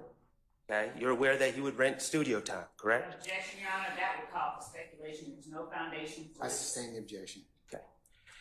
This post that went to Repost Wiz app and then to this video that ended up on repostwiz.app and then went to Objection, Your Baller. Honor, as to the characterization of this post being posted on repostwiz.app. So what's your objection To then? that. So mischaracterization of the testimony. I sustain the objection. This- I sustain the objection on the grounds. Just go ahead. This video that includes Repost Wiz app and at Baller Alert on it. Do you know how many millions of views this video received? I don't. Do you know how many millions of clicks on this video occurred? Objection, Your Honor, as to the number and basis and foundation. I'm asking if he knows. I sustain the objection. Are you aware of any other post that this aspiring rapper made that ever got nearly as many clicks as this video? Your Honor, to vagueness, speculation, I sustain assumed it. facts, Are- not I evidence. sustain the objection. Are you aware? Objection, he's already sustained it. Let him pose the question first, madam.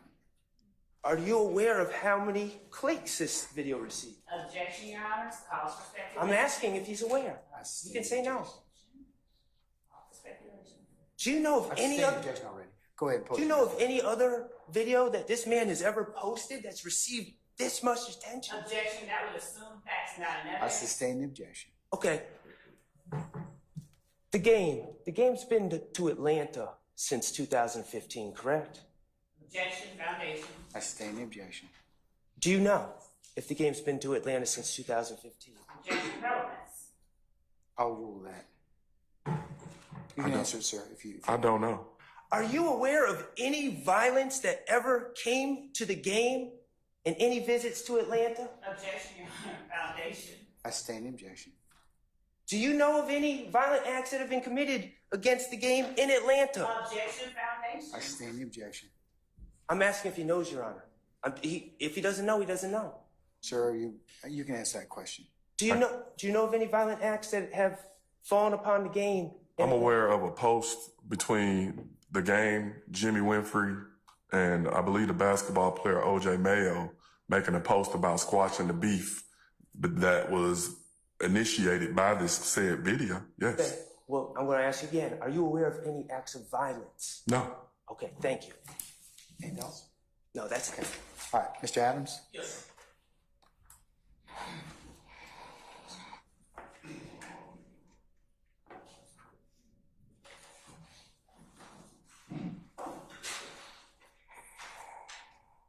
Let's get it, Dennis. Let me ask you a couple questions about these videos that we've been looking at. States Exhibit 118E. Remember that's the halftime video, right? Remember that? Okay. Yes. All right. Remember when it was shown to you by the prosecutor a while ago and it had the words directed by BLB? Remember seeing that? Yes. All right. You know who that is? A producer or a music producer. Okay. Did you ever, after grabbing this video, where did you get this video from?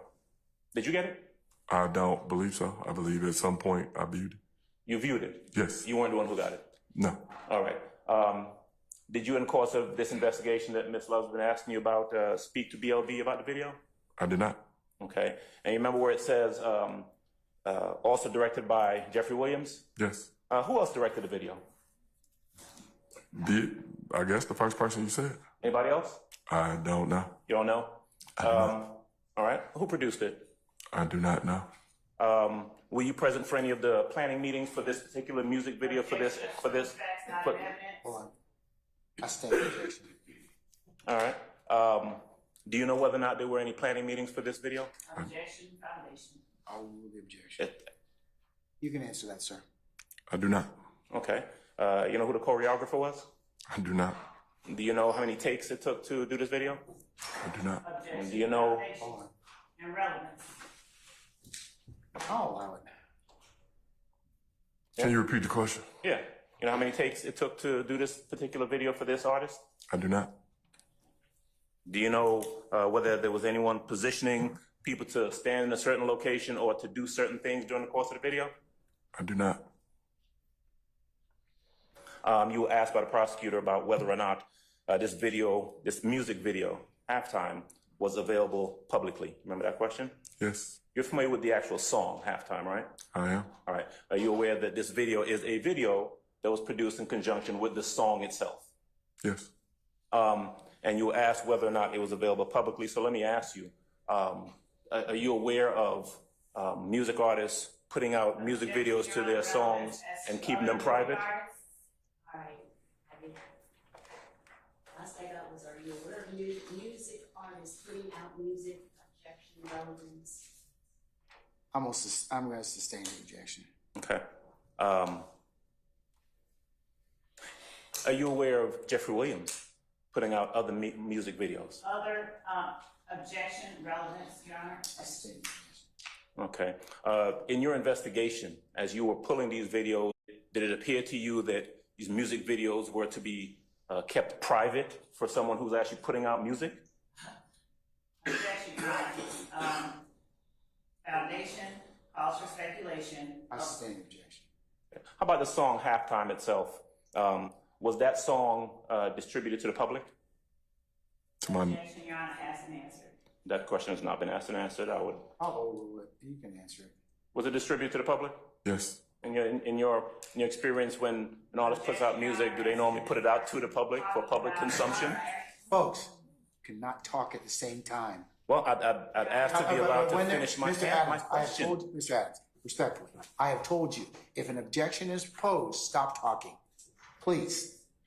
I would object to my being interrupted simply so I can't ask the question. I'm allowed to ask Okay, the question. and If she has an and- objection, then she can interpose it then. All right, so in the future, Ms. Love, wait till he finishes the question, and then I'll pose, or before the witness answers, I'll make a ruling, okay? Your Honor, it's the improper question. The problem is that both of you can't talk at the same time because Ms. Weaver, she's great.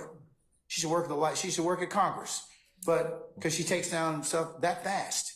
But she cannot take simultaneous transactions. So don't do that. And Your Honor, I would ask that the court, when there's an objection made, that the court continue to require the stopping of the question because it's the improper question that I have to object. But I got to listen to the question first to determine whether or not it's objectionable. Okay? So please do that Yes, Your in Honor. the future. All counsel going forward. Yes, Your Honor. All right. And so, Your Honor, I still object to that question, the portion that he asked up until the point that the objection was made. I'm going to overrule the objection. Mr. Adams, you may proceed. I don't even remember the question.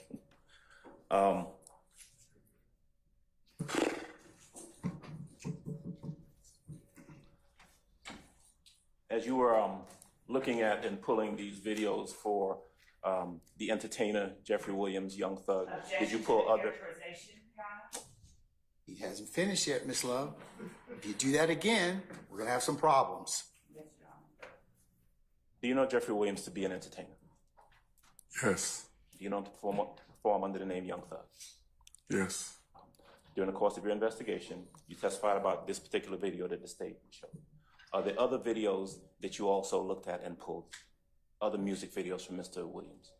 You said, are there other videos? Yes, did you, during the course of your investigation, pull other music videos from Mr. Williams? Objection, Your Honor, vague and irrelevant. I'm gonna overrule the objection. You can answer it, sir. I've viewed other videos. I don't know necessarily pulled.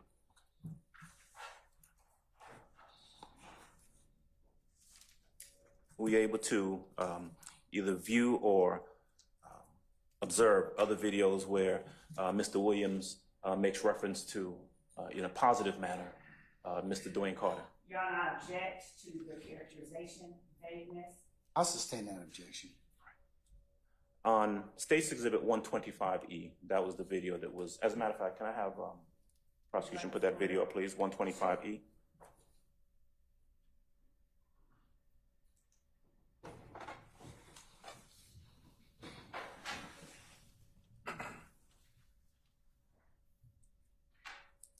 Which section?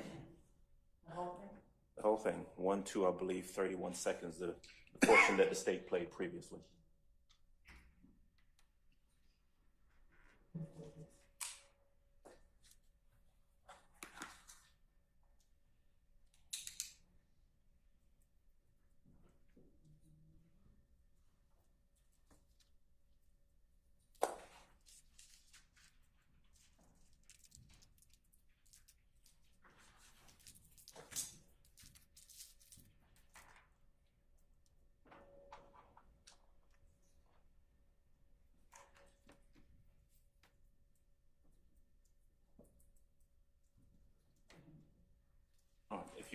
If you're the one controlling, would you be kind enough to go ahead and play it now? I'll tell you when to stop, please.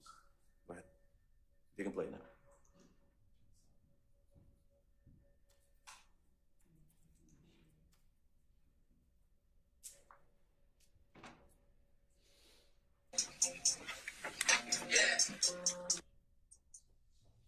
That's fine.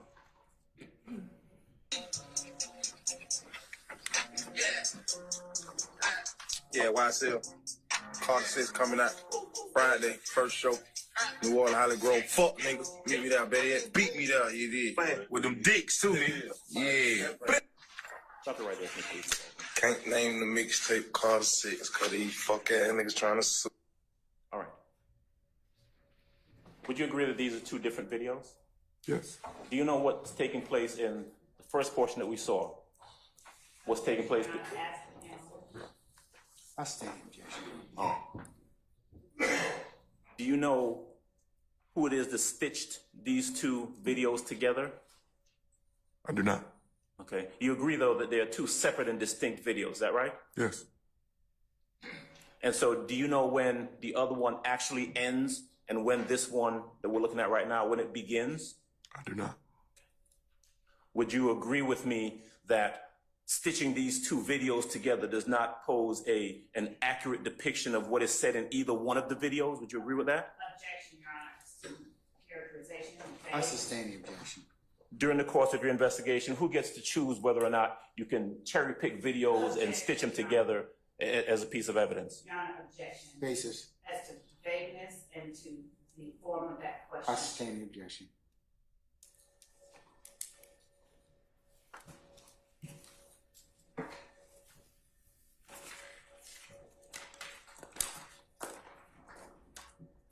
Thank you, Ms. Atkins. You can take that down, please.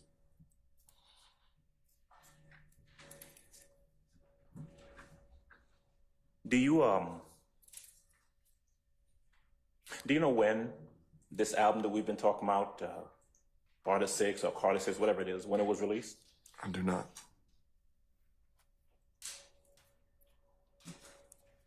Did you have any conversations with the producers or directors or writers of that album, Carter 6? Any conversation with them? No, sir. All right.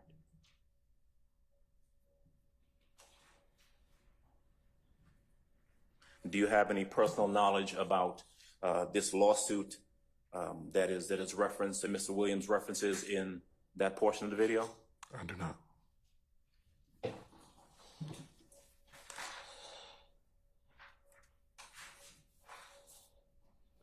Who pulled that video where he's talking about this supposed lawsuit? Did you do that? I don't think so. Okay. Do you know who did? Possibly someone within our unit. And then did what? Gave it to the DA's office and said, hey, you can use this? Objection, Your Honor, as to 1, relevance, 2, compound, and 3, form the question. I stand the objection. In the video that you were shown earlier that Mr. Shard was discussing with you, actually strike that. It's not me. Just making sure. Let me wrap this thing up. All right. Sorry, Mr. Adams. I'm glad it's not you. All right. Just the last couple questions about this whole discussion about the group of people at the compound. All right. Mm-hmm. Remember you were asking questions about 25 people. Remember that line of questioning? Yes. All right. When the prosecutor asked you whether or not these people, quote, moved together, am I correct, or did I hear you correctly, that essentially what you were doing was dispersing a crowd of people? Objection, Is that true? asked and answered, Your Honor. I must sustain the objection. Do you know the names of the 25 people in that group of 25 people that we've been talking about? Say that again? You know the names of those 25 people? I gave you the names of the people that I could identify, that I knew names of. Right. And the other people, you don't know? Not sure. That's all I got. Thank you, sir. Any other examiners? Yes, Mr. Matthews. Investigator Dennis, good afternoon, sir. Good afternoon. How are you? I have a few questions for you. You recall holding up those two $100 notes? Yes. You testified earlier that Jimmy Winfrey offered you those currencies at the probation department, correct? Yes. Now, this was actually at the probation department of Mr. Jimmy Winfrey, correct? Yes. All right. And his probation officer was there that day, correct? Yes. You were there that day, correct? Yes. You didn't go inside and share that information with the probation officer, correct? None of us went inside. We were outside. Okay. You did not reference that particular alleged transaction in any case note that you prepared in connection with that investigation, correct? No. You did not recommend to the probation officer to draw up a petition to violate his probation for offering you a bribe, correct? No. You did not present to a local magistrate that you were offered a bribe by Jimmy Winfrey, correct? No. You did not seek out an arrest warrant, correct? No. You stated that you held on to those notes, but you never stated that Jimmy Winfrey asked for the money back or anything of that nature, correct? No. And on that particular date, Jimmy Winfrey did not mention the name of any other individual that's seated in this courtroom when those alleged monies were offered. Is that correct? No. He didn't indicate that it had anything to do with YSL, did he? He just mentioned that he was acting up the other night. Okay. He didn't indicate to you that he was offering those notes on behalf. Well, let him finish his question. Yes. Is that your question? He did not indicate to you, that is Jimmy Winfrey, he did not indicate to you that he was offering those notes to you on behalf of YSL, correct? Basis. Okay, here's it. I sustain the objection. That's all I have. Thank you, Your All Honor. right, thank you, Mr. Matthews. Anyone else? Any other defense examiners? All right. Anything further? Not at this time, Mr. All right. May retired Detective Dennis be permanently temporarily excused as a witness? Temporarily. All right. Detective Dennis, we're going to temporarily excuse you as a witness. Please don't discuss your testimony to anybody except the attorneys in this case. And we'll give you enough notice to when you need to come back, if at all, okay? All right. All right. Thank you, sir. Thank you. Your Honor, may we approach? You may.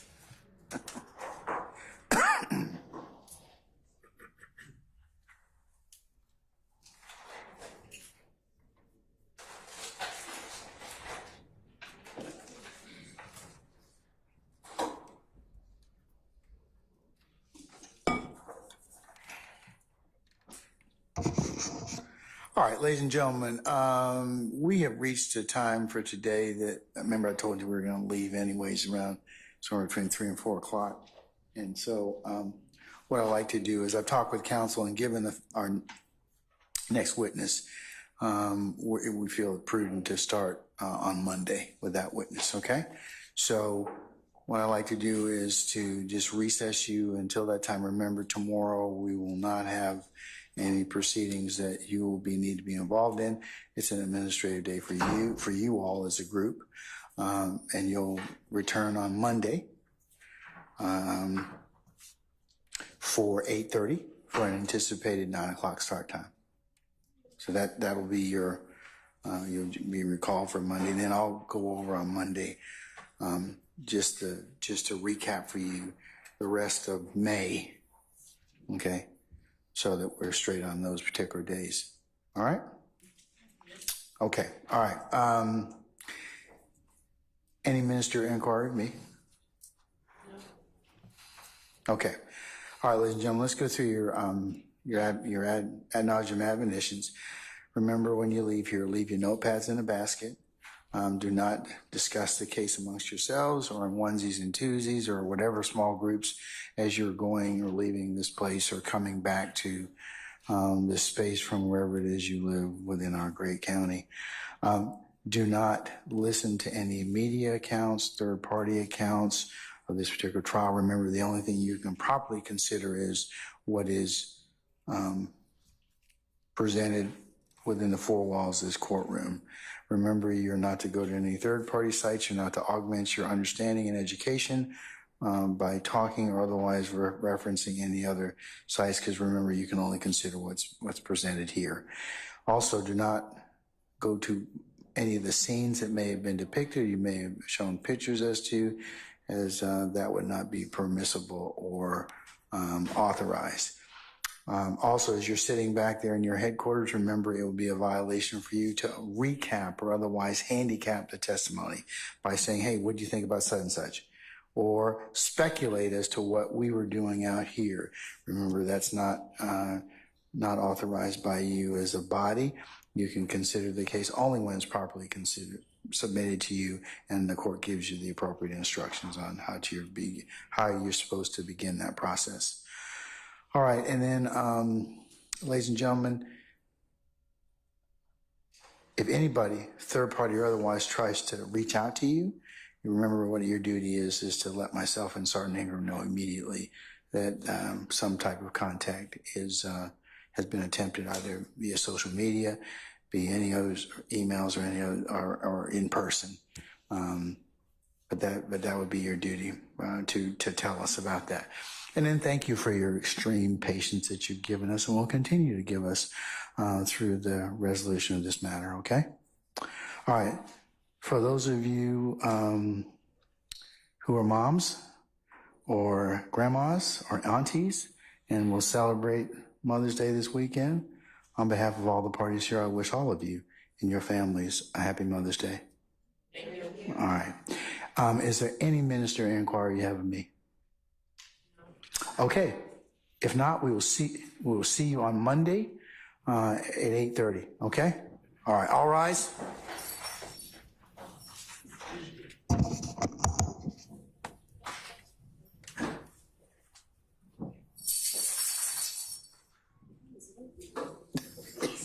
He slept enough. He's looking at me like, what's the deal? All right, ladies and gentlemen, please be seated. Our jury has left us. Okay, from our conversations at the bench, is it the state's intention to call Detective Racy next? Yes. Okay. First thing, is he going to testify on camera or off camera? Just one moment.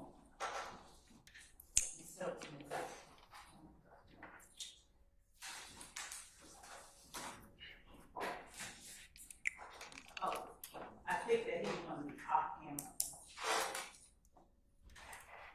Getting confirmation because of his status in law enforcement. Is he still employed as a law enforcement officer? in a use capacity. He's an undercover.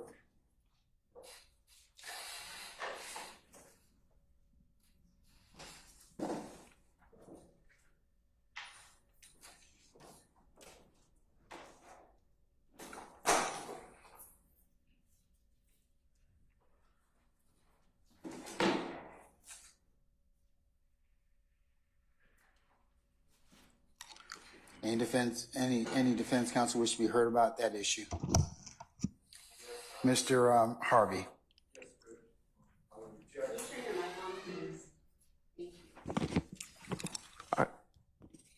Is it on? Okay. It's on. I would object to him testifying off camera. I haven't heard any reason that suggests that the constitutional rights of an open trial should be curtailed. Okay. Anyone else? All right, Mr. Harvey.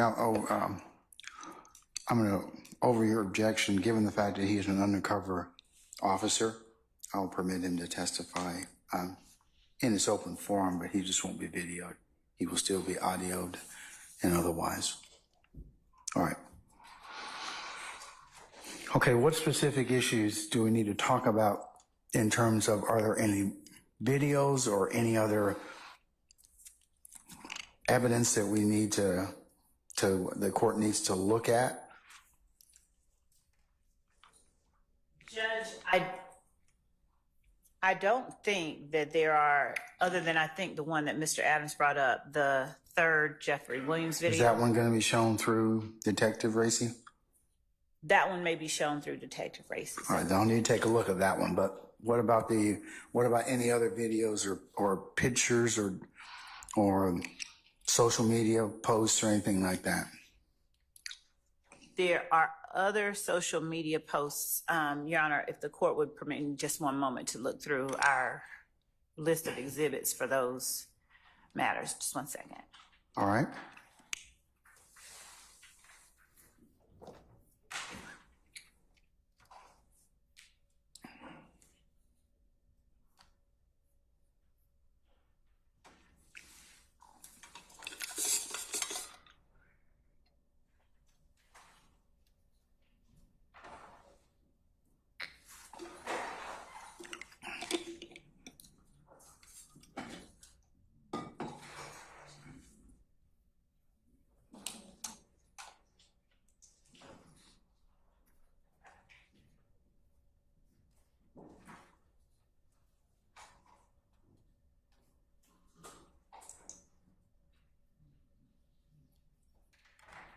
As we are pulling the social media footage, Your Honor, I also wanted to make certain that the court is aware of the addition of 3 other, I think, jail calls from Jimmy Winfrey that we intended to introduce.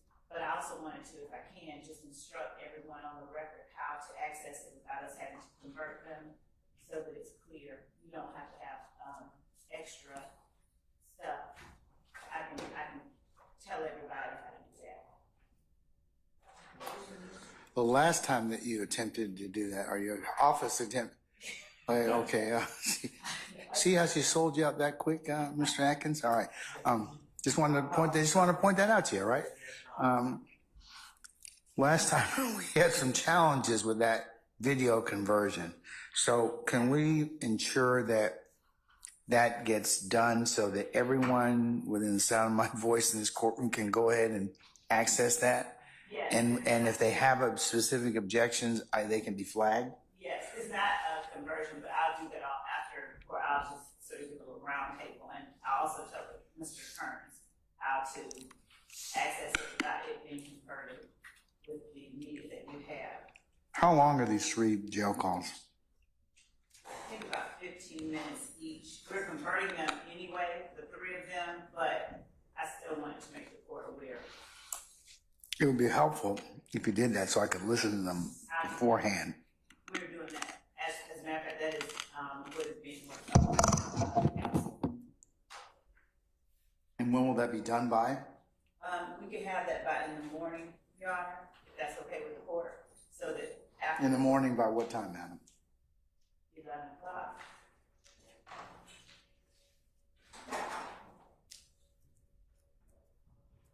Okay. All right, what else?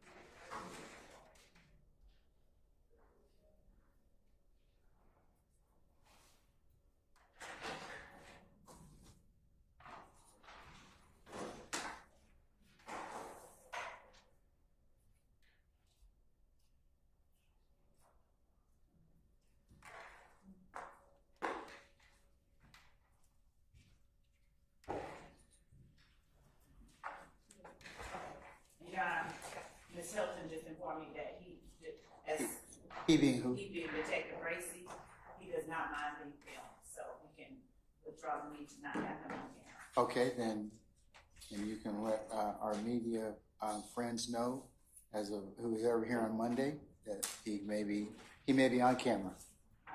So that satisfies one issue. All right, and then so the 3 jail calls you're gonna make available, make sure everyone can play or give instructions. Yes. By 11 o'clock tomorrow. Yes, we're gonna rip them before, yes, by 11 o'clock, and I will show everyone at the end of today how to play them without us converting them. I'm gonna give them to them before 11 o'clock tomorrow. All right, okay. Anyone else? About, Racy. yes. Okay.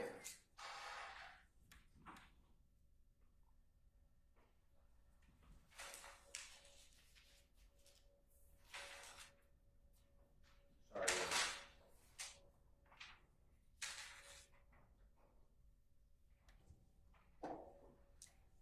Okay. So the state may not, I don't know what they're going to do, but I certainly want to keep the smile on the court, the prepared court. So these are what I flagged, but if this is not what the state is doing with this witness, if they would just say that, then I could just move on. First thing is, it's July 15, 2015. Over objection, this honorable court is admitting a DeKalb County in custody statement to an ATF agent, Cunningham, and Detective Racy. Racy, I think, is R-A-I-C-C-I. Oh, SS, not CC, not Colette. SS. Samantha. I've asked for, I put in writing, I filed a motion, I could give you the date, but it was months ago. And I specified if the state's going to play it, obviously over objection, there are statements made about the search of Mr. Williams' home that has been suppressed. I think we talked about that. Yeah, I suppressed those already. Yes, but again, I know, the happy court. A forewarned court is a happy court. Okay, thank you. All right. I'm trying to, I've raised this a long time ago. So the state hasn't given me any type of redaction. I've given them what I believe. But if I'm wrong, I'm not trying to waive anything. It's not my recording. So I would like that if the state's going to play it. If they're not playing it, I'm going to move on to the next issue. So is this custodial statement less the statements or any statements made about the search of Mr. Williams' home? Is there going to be any other issues I need to take up? No, Your Honor, there will be none. No. Okay, so you've done the redaction? So, Your Honor, 2 things. One, we don't know the court just denied the motion to suppress the statements, and we have. I'd say that a long time ago. Right, that's what I'm saying. Mr. Steele said that the court admitted over his objection. We're not saying that we're necessarily even playing the statement, but if we did, it would be with all of those redactions, and of course, we would give to counsel the copy of it before we even. All right, let's just do that now so that there's not a problem, okay? Because look, it's better and for smooth of ease of presentation for them to have that redaction And if there's any objection to the redaction, or is there something else that needs to be redacted, which sometimes happens, things are, omitted by accident, and that won't be a problem or an issue. So can we do that? Can you turn that over by tomorrow? Yes. Okay. All right. Okay. All right. Next. Okay. So you ordered that all jail calls that the state intends to use at trial be given to us. We were given 2. Let me rephrase. We were given thousands of jail calls, but the state identified 2 that they share with Solomon Court and us. So on those 2 that we already have, one of them has Miss Diop. That's D-I-O-P. It's her last name. She's speaking with Mr. Winfrey. I'm objecting based upon hearsay. She's not a witness. I don't know if she's going to be a witness, but she's non-testifying. And I'm objecting to that jail call for that portion. On that same jail call, there's also a relative. I don't know who it is. It's a relative of Mr. Winfrey. I'm objecting to that part also because she, it's a woman, is not on that witness list to my knowledge. Now, look, I don't know who that person is. I just know that that person's not testifying, at least for the jail call. So I'm objecting under hearsay to these non-testifying people. There is the second jail call that we all heard, Your Honor, that was sent to you that involves Mr. Williams on the call. I'm going to object, but I understand that is Mr. Williams. So, I am objecting just for the fact of 403. It's unnecessary. It doesn't go to highlight anything. However, I understand the rule that I believe it's my client's voice and Mr. Winfrey's voice. So that portion I'm not objecting to in and of itself. You just have a general objection to the phone call being admitted, period. Yes. Okay. And more specifically, any non-testifying party except my client. Okay. All right. But that's the one that involves Mr. Winfrey and your client purportedly, right? Small part. Other parts involve other people. It's more than my client on the call. It's as if like. So do you have objections to those non-testifying witnesses as well? Yes, that's what I'm saying. All right. I'm objecting to all the non-testifying witnesses. Okay, so let's do Winfrey call number 1, State. What about these non-testifying witnesses that Mr. Steele's purported, are they going to testify as part of your case in chief or the foundation for those calls, or what's your intent? Are you going to edit them out? So, Your Honor, we're not, the calls that we'll be introducing through Detective Racy, and it will be Ms. Hilton that will be doing the examination. The calls that we will be introducing they come in through a number of exceptions, the statements that are not made by Defendant Williams. What about the non-speaking witnesses that are not, or non-testifying witnesses, not non-speaking, the non-testifying witnesses? Of course, Mr. Winfrey, his statements would be admissible probably as a party opponent, but what about the other people that are there? For context, Your Honor, under the rule of completeness, the conversation itself that is being had, Still hearsay. Still hearsay. It would be admissible to complete we're not using those for the truth of the matter asserted. They would be being. I know that, but but that they're still objectionable under that particular basis. So. If we could just. We've covered this before. We have. We've covered this before. To pull up the calls themselves or to speak specifically about. I listened to those calls. Remember, you gave them to me. So, Your Honor, they are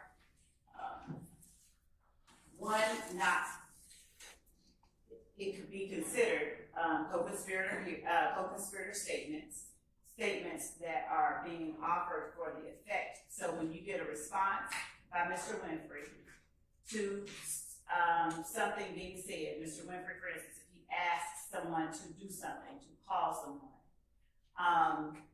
and the person responds, okay, whatever, and then Mr. Winfrey gives further instructions. Those statements, Your Honor, and I will pull up the statute before we give you 1 second to do so. Those statements are so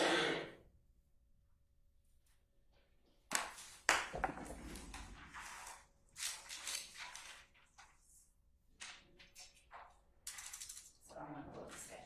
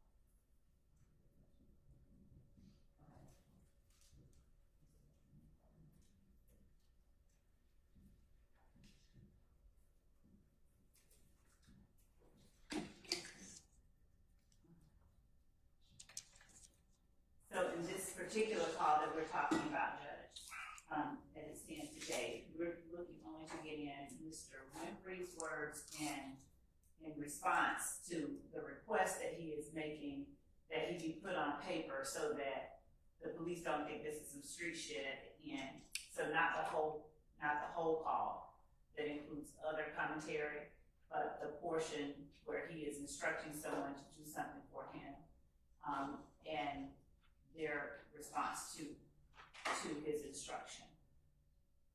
And the fact that he made the request, and the fact that the response was given, not so much what the response is or the content of the response, but just that, for instance, put me on paper with YSL so they don't think this is some street shit. Okay, we'll do that. Not saying that they actually did, but the fact that it was conveyed. So that portion of the first call. Are you going to give me the statute?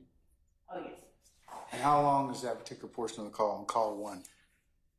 Let's identify it. What date and time was that call? So record can be clear for purposes of our discussion.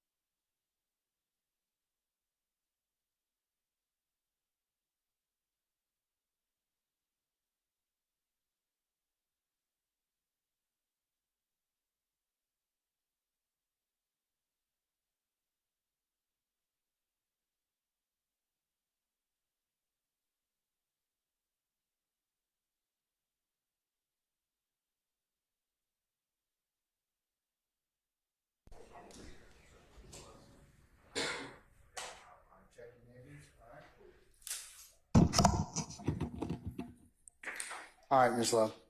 Okay, so Your Honor, This is the first jail call, and what date and time, what date was it made?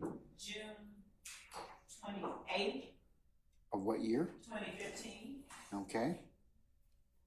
And And what do you purport to, which section do you want, how long is it in total, and then what section do you want to play? in total, Your Honor, this call is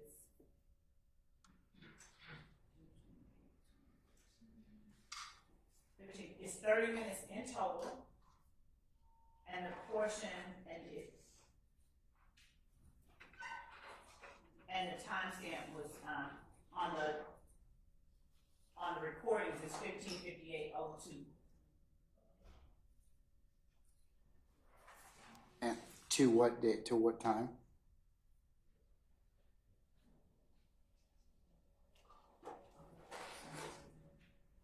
So it's time.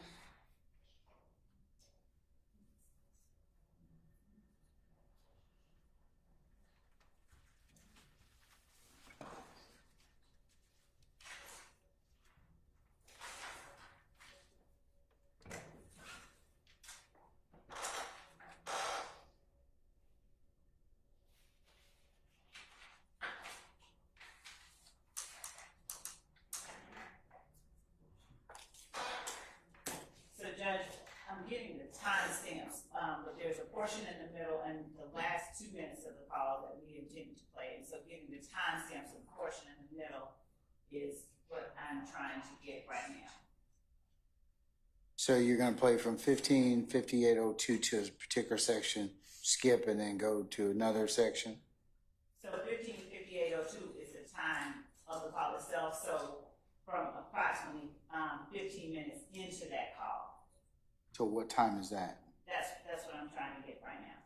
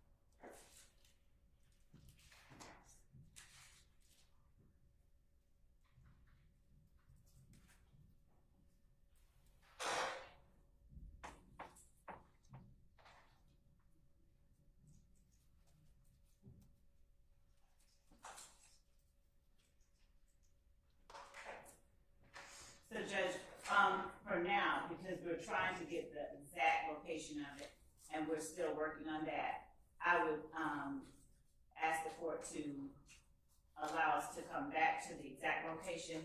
I just have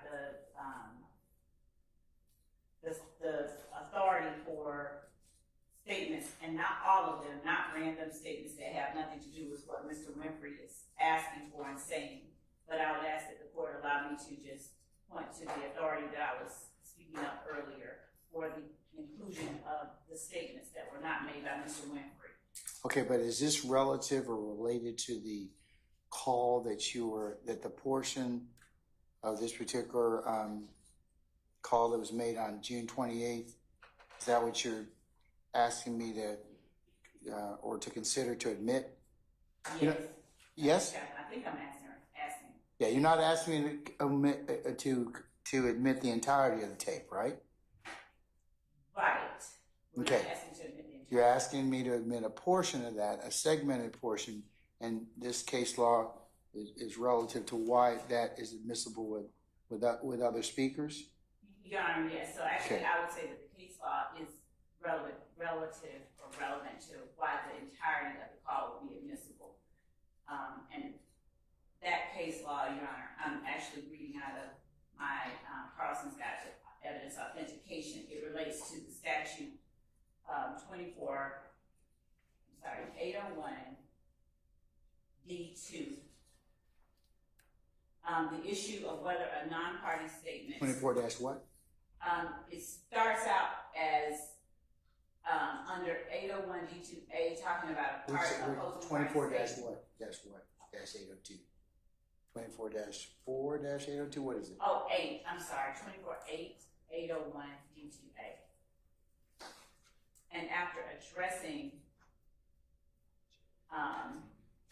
recorded conversations of a party opponent in 801D2 alpha, my guy goes on to say that the issue of whether a non-party's statements uttered as part of a recorded conversation with a party opponent are admissible was addressed in a 2023 federal appellate decision. In that case, the defendant was charged with making numerous threats over the internet, and during a telephone call with his girlfriend, the defendant made incriminating concessions, juxtaposing the party admissions of the defendant with the introduction of the girlfriend's statement. The First Circuit Court of Appeals observed statements of a party opponent can thus be offered for their truth. Statements by declarants other than the party opponent can still be admitted in the context of 801D2 evidence, where such statements are offered for a limited purpose, such as providing an explanation for the party opponent's portion of the conversation, but are not. So as to the call itself, the entirety of the first call that we're talking about, our position is that the statements by other people than Mr. Winfrey would not be being offered for the truth of their matter asserted, but rather for the context, to provide the listener, the jury, with the context for that call. And Judge, I'm looking in a smaller book than the one I normally look in. I can give the court my copy of the third edition of the Guide to Evidence Authentication. It's on my page 6, and I'll give it to the court.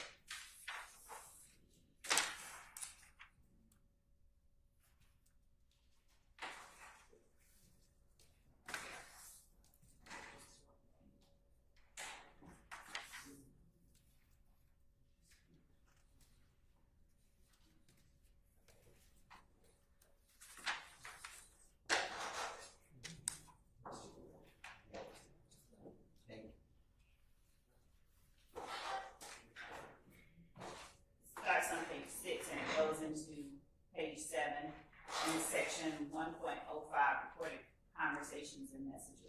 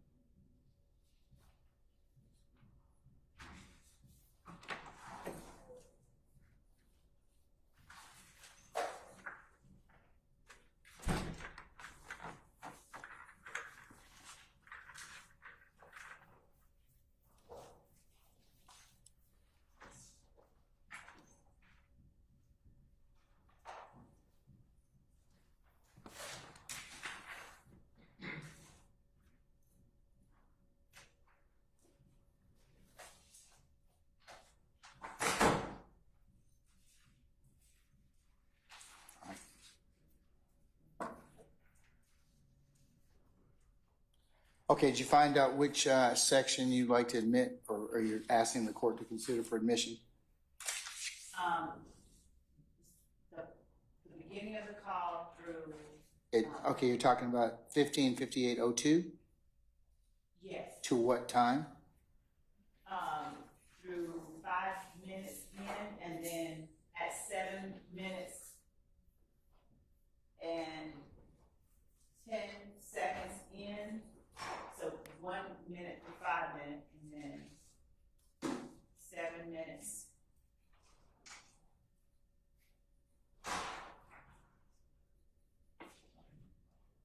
And then 7 minutes and 10 seconds in.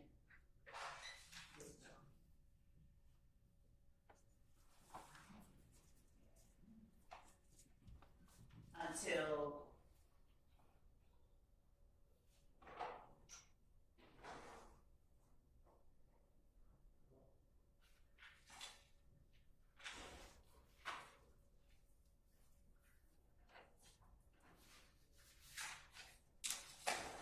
I'm still getting the middle portion, but the very last portion are the last 30 seconds of the call. 30 minutes and 7 seconds in to 30 minutes and 37 seconds.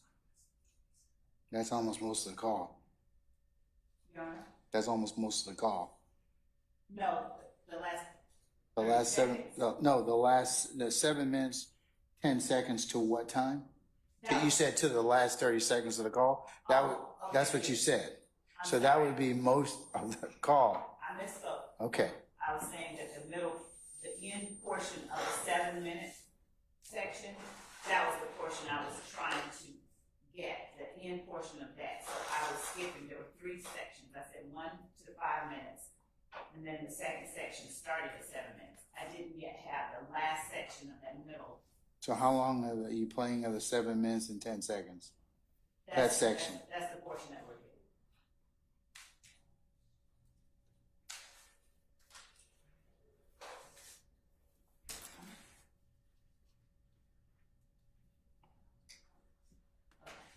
Okay.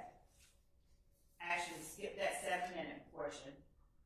Go then to. So you're not seeking the 7 minute, 10 second portion? Right.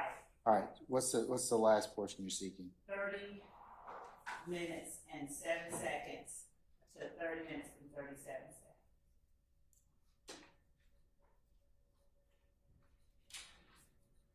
Okay.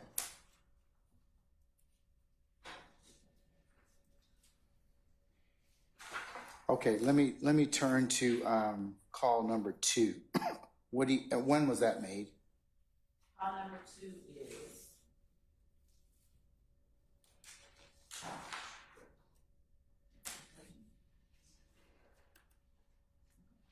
June 13th, 2015 at approximately 17:39 hours.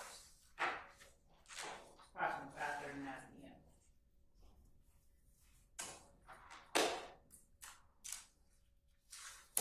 Which portions are you seeking to play? How long is that tape? I think from our previous conversations, that tape is shorter. And I think I've got that information. Let's see.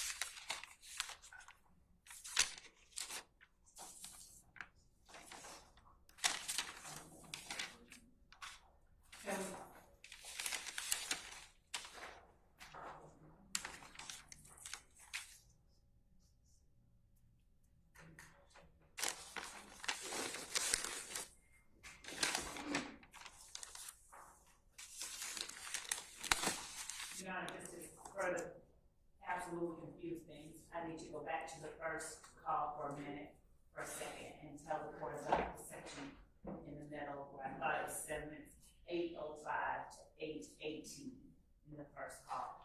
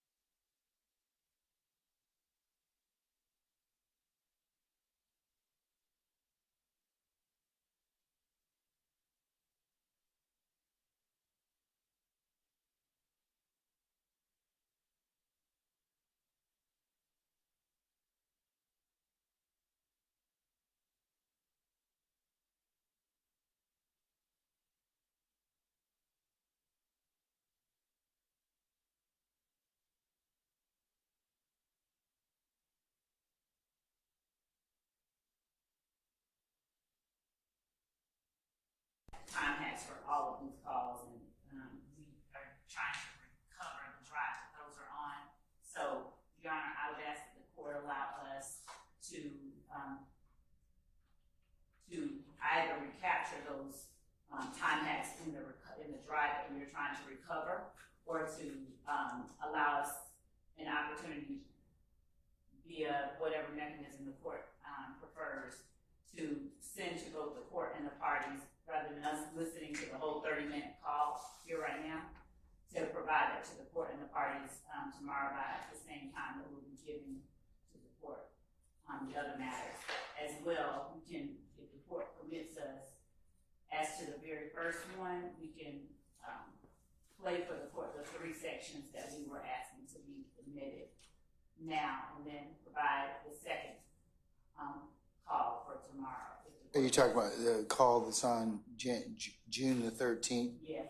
Okay, well, remember, I've listened to the call, so I don't need to listen to them again. I just need to know the legal basis for admissibility. It appears that you've given me, or you fostered that at this point in time that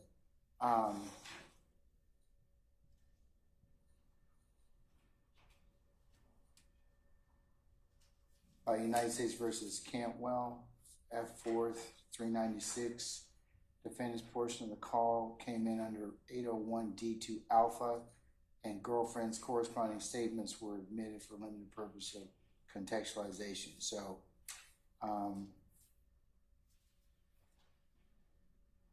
Mr. Steele or Mr. Sharp or anybody else, you have any other response to that? If it's for that limited purpose, or I believe Mr. Adams, or it may have been Mr. Adams that maybe mentioned that, but do you have any response to that in terms of the admissibility of if these are Mr. Winfrey's statements and he's talking to a third party, those statements can come in for contextualization? I respectfully request the court to consider not admitting them. It is, and I need a case for you. But Mr. Winfrey is not a physical person here, so he's the party opponent. So I don't believe that 24-8-801D2A should apply.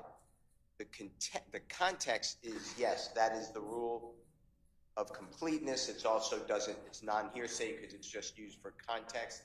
But here, the way my memory is, and I know the state has changed around numbers, so I don't know if I'm talking about the right conversation, but if it's Miss Diop, what I remember is Mr. Winfrey says something to the effect, I want to get on paper with YSL to make it look legitimate. That is not a quote, but it's something with that type of, I need that employment to be on paper. And Ms. Diop replies something to the effect of, I don't know about that, or we'll see, or I'll look into it. But that's very misleading, because then when I get up to cross-examine, I'm going to get an objection. I'm not saying you'll sustain it, but facts are not in evidence. The fact that there was no forthcoming YSL paperwork, Ms. Diop never acted on it. So the jurors just sit there and say, well, that's interesting. And the state is using Ms. Diop, not her supposed statement, not to just put in context. You don't need any context to put me on the YSL paperwork. They're using it for the truth of the matter asserted. I'll see what I can do. I'll see if I can do that. I don't know about that. Whatever the quotes are. So I need to see exactly the portions that the state is illuminating, but I do not believe that just because I'm speaking with someone and I am the person recorded and I'm the defendant, God forbid, not on trial, that my statements come in and the person who I'm speaking with come in. Well, if it's statements of a party opponent, that's what it seems like that they come in for under 801 D2 alpha. If he's a party opponent at the trial, but I need to get your case. Could be wrong, but I think the opponent needs to be there. Like if he pled guilty to this case and was not here, let's just assume he's not a pending case because he's a pending case. Let's just, like Mr. Murphy. He pled guilty. Mr. Murphy's no longer an opponent. He resolved his case. So I'm not sure, and I need to look into it, but Mr. Winfrey is not here, so I'm not so sure that a party opponent applies to him. If it does, I'll let you know. I mean, I have to look up the law. Okay. But that's so I have two different bases. One, I'm not so sure a party opponent applies when Mr. Winfrey's not here, but I need to get law. Number two, the way I remember that recording, we don't need Ms. Diop's response because it will be misleading. And then, of course, yes, I can call Ms. Diop. I understand that. But you don't have always told me. That's exactly what you've always told me. Yeah. You said be careful because you don't have to do anything. No, and but it would be that is misleading true. at this point. That's true. That's true. So, Your Honor, in response, I would just point out that Mr. Winfrey remains a party opponent. His case is not resolved. He does not have to be physically present. So it doesn't make a difference if he's available or unavailable? Right. It does not. Like, he's a party opponent because we can't force him to testify. But this is an exception to the hearsay rule anyway, so it wouldn't make a difference whether he's here or not, Mr. Steele. There are sections under where it does make a difference whether or not a party opponent is here, present and available when they're not. So since it's an exception, it doesn't make a difference. But you can look it up and let me know. Okay. And additionally, in response to the second part of what Mr. Steele says, I believe that Mr. Winfrey is in fact talking to a person that he's calling Wheezy, and he's saying for that person to get in touch with Amina and to have her, Miss Amina, complete the paperwork so it doesn't look like street shit. And the person says, I'll see what I can do, or I'll try to do it, whatever it is that Mr. Steele is saying. But of course, the further information that he shared with the court about him asking facts that are not in evidence, that would be a separate matter that of course we would object to because we don't have any evidence that she did or didn't. We're not asking, we're not seeking to prove whether she did or didn't. We're seeking to show that there's a conspiracy, the existence of the conspiracy, and as part of it, Mr. Winfrey is saying to his friend, have Amina put me on paper so this doesn't look like some street shit. So that further proves count one of our indictment. Who is Amina? Amina Diop is a person listed. It's on the Secretary of State's website as one of the officials, one of the persons who have management in Mr. Williams' Young Stoner Life LLC. She's listed, I believe, as a manager. She's a listed officer. That's what I was looking for. She's a listed officer of Young Stoner Life. I believe she works with Mr. Williams in the capacity of the music portion of his business, as well as in hiring or bringing on his friends to work with him at YSL. So she's a manager or some officer with Mr. Williams' company.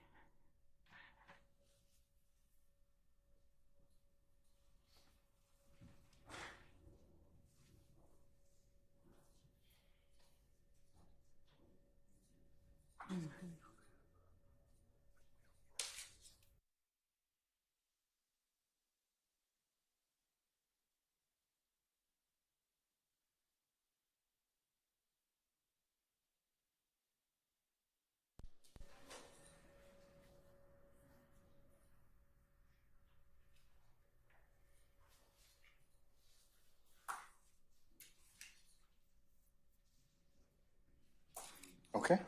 I think she's also been referred to as his manager by some of the witnesses, but I can't testify her statement to the court. But she's his manager of what? She's just someone who acts on behalf of Mr. Williams. Okay. All right. All right, Mr. Steele, I'll let you ponder that issue, and I'll take it up.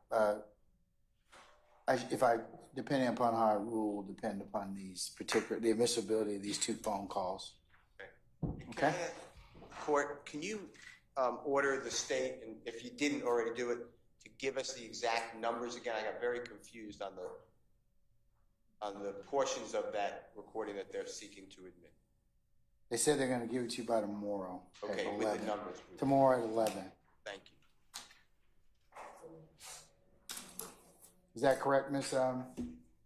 Did I get that correct? You got that right. Okay. Yeah. All right.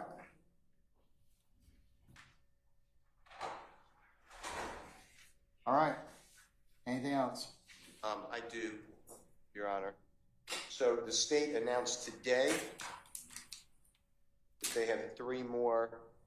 I think they said, I actually didn't hear it, but I've been told by Mr. Adams and Ms. Renard that the state has 3 additional, so there'll be 5. That's correct. They said they were going to convert or put those in a format that you can listen to them by 11 o'clock tomorrow. Ms. Love also said that she would, if you would remain, she would give you a tutorial on how to access those and play those immediately. I will absolutely remain. But I'd ask the court to enforce your order dated November 17, 2023, where you ordered all jail calls to be given at that time in Stanter. Then we discussed this whenever you ordered the next set of jail calls, which was maybe last week. And you said the same thing. Yes, this should have been done going forward. It has to be done, but give now everything that's coming up. And we didn't have these 3 jail calls. So out of just your order, I would ask that any other jail calls be excluded based upon time limits. Madam? Your Honor, they've had the jail call since 2022, I believe. And what we've been doing all along, as we've said we would continue to do, is identifying them before we tender them so that if there is any issue with them, we can address it with the court. So we will be providing to them by 11 o'clock tomorrow for any calls that we intend to play in the upcoming week, the timestamps and the dates of the calls, so that if there's any issue, it can be brought up. But in terms of not complying, we have fully complied with what the court has directed in terms of giving them all the jail calls, unless there are some that, are made after that time. Well, if there are any other jail calls that are unearthed as of this point in time, Right. They won't be admitted. They won't be admitted at this point, if you haven't otherwise turned them over already. Right. So, Mr. Steele, I'll take them up If they don't. as we have, because it seems like you have the universe of all the jail calls, but all of you have told me collectively as a group that there are thousands of calls. And what I'm going to ask the state to do, and that's why I wanted to kind of on a weekly or bi-weekly basis figure out which calls were going to be made so we could go through this exercise. And I don't have to do it when a witness is on the stand. Right. And I never said I didn't have thousands of jail calls. And I've reviewed thousands of jail calls. Yeah, but it wasn't my intent to exclude anything else at this point. Listen, I'm not here to argue. I'm just I reminding understand, but that's not what I intended to do. This is your order of 11/17/2003. Yeah, that meant turn over all the jail calls that were outstanding at that point in time. You have the universe of jail calls. The only thing that I'm asking the state to do at this point in time is to flag as we kind of go along those calls, so we can kind of deal with them. Okay, listen, these are your orders, so you know what. Yes, sir. So, yes, sir. This is what it reads, if you don't mind. I do mind. Okay. I do mind, because we're not gonna parse out that. Just there, you have all the calls. Okay, let's just make sure that the state gives you what you need in a timely manner, so everyone can have benefit of that. You can make objections, and I can make rulings on that. All right, sir. Understood. Okay. Anything else? Yes. So the state's not really saying what they're using Detective Racy. If we're done, then I'm done. But if they're using Detective Racy for any type of cellular telephone expertise. Okay, well, let's find that out. What about Detective Racy and cellular telephone expertise? Your Honor, as a part of his investigation, he was the lead detective in this case. And as a part of his investigation, well, let me say, as a part of his training as a law enforcement officer, he has learned how to plot cell phones. The state does not intend to introduce him as an expert, but we do intend for him to talk about what he did in his investigation. As a part of his investigation, at least for one or two of the phone numbers, he did plot those phone numbers to see where certain phones. It's not an expertise because he can talk about. Is there some case law that says that distinguishes that issue? Because most of the time that I've heard testimony, the court has heard testimony about that. They've been qualified as an expert because it's outside the akin to the average person. I can't plot a telephone call, and I don't have specific knowledge about the carriers and directional issues and the like. So, but he's been to training, Your Honor, which he can talk about the training that he's been to. He can talk about how he's been trained, and he can talk about what he did. Now, he will not go into as much detail as the azimuth and the three sides of the tower, but he can say, I went to courses, I know how to read the CDRs, and with that understanding, this is what I did. I then turned that information over to the experts to confirm what I did, but he specifically knows he's been to training, he's read the plots, he knows how to read CDRs, and what he did was he went into, I think he's going to say, I went into Google, I put up the longitude and latitude, and I plotted it, but he's not going to talk about the azimuth and the size of the towers. He's just going to be able to say, this phone was at this location based on the longitude and latitude at this time, and this time. But he's not going to go into the full detail as our expert, Mr. Burney, will later on, because it's two different type of analysis. But what he did do is obtain cell phone records. He's had training on how to read those cell phone records, and he did plot the information based upon his understanding of reading the records. And he will talk about that training before the jury, so that the jury knows he's able to do it, and the foundation will be set that he's able to talk about it. But the state does not intend to go into more of the scientific aspect of towers with Detective Racy. He has received 5 different specialized trainings in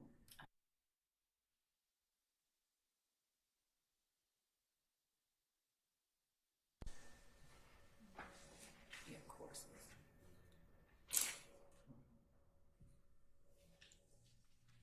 This was just need to show. Yes, I have 3 items. First, I'd like to inquire if the court allows whose 2 jail phones are we talking, or records are we talking about? whose cell phone records is he going to talk about? Offhand, Your Honor, I know the one ends in 8556. And there's a few that he plotted, but I can say for sure.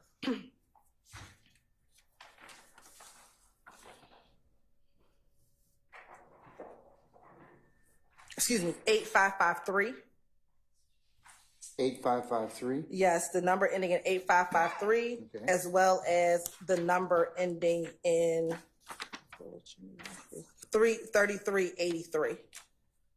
Those are 2 for sure that I know that he actually, like I said, figured out the longitude and latitude and put that in like a Google.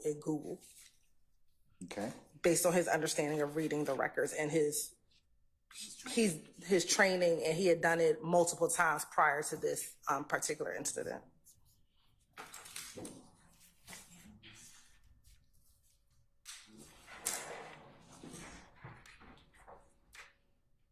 And this is all in his report that he talks about, that he plotted these prior to giving them over to the data analyst. But in his report, he talks about him plotting these phones himself.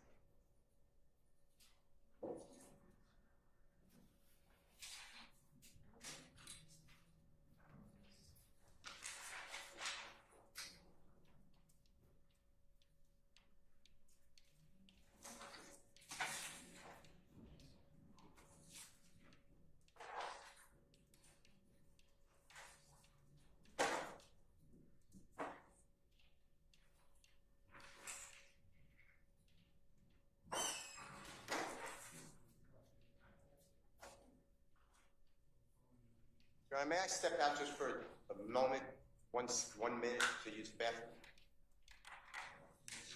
Yes, sir. Thank you. I apologize.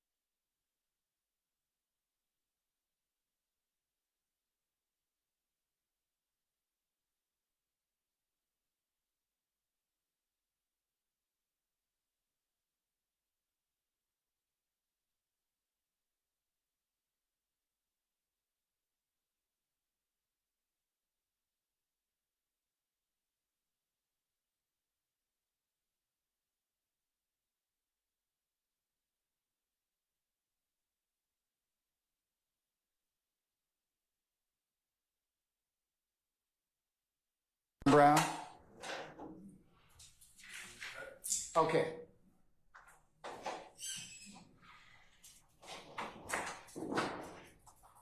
Ms. Hilton, I have taken a look at Moody versus the state. That's at 316 Georgia, 490.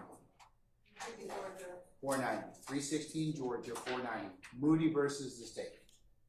And my concern is, or the court's concern is, that it does fall into the category of expert testimony because it is based upon scientific, technical, or other specialized knowledge.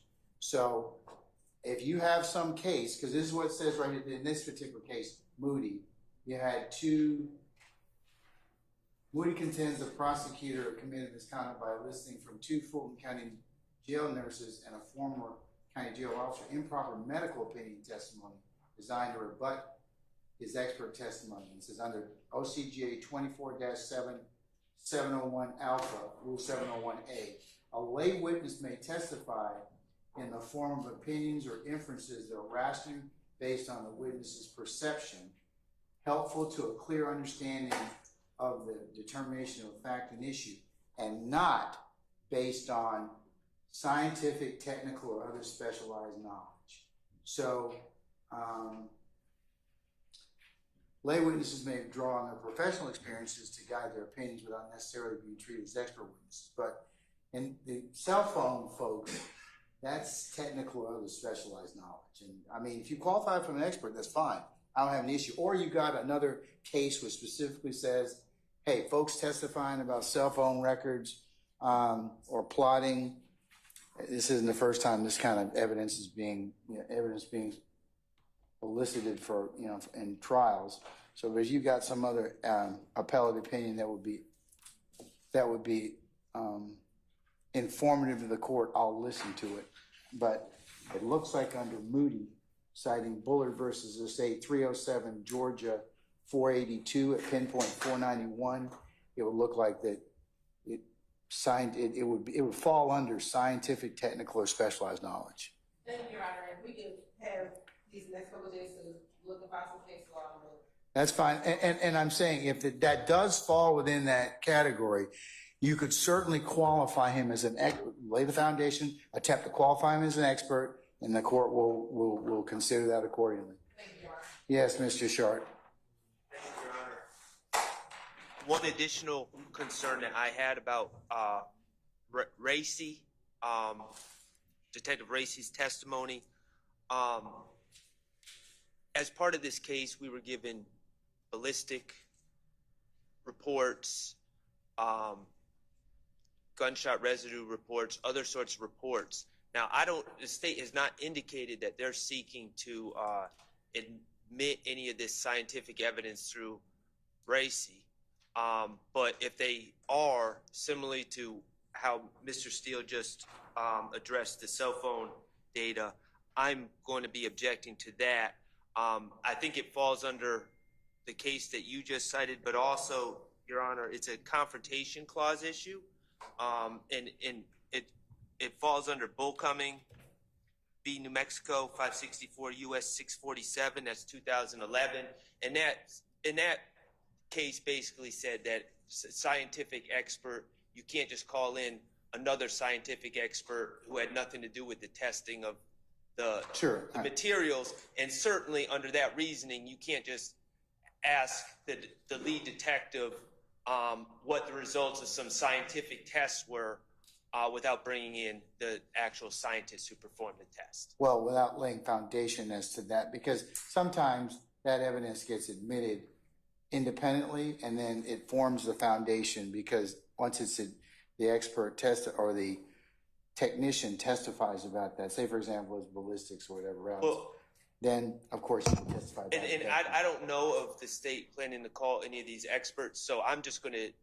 to say that I'm going to have an issue if they attempt to get into any of these scientific. That would be foundation, and you could certainly object accordingly. Okay.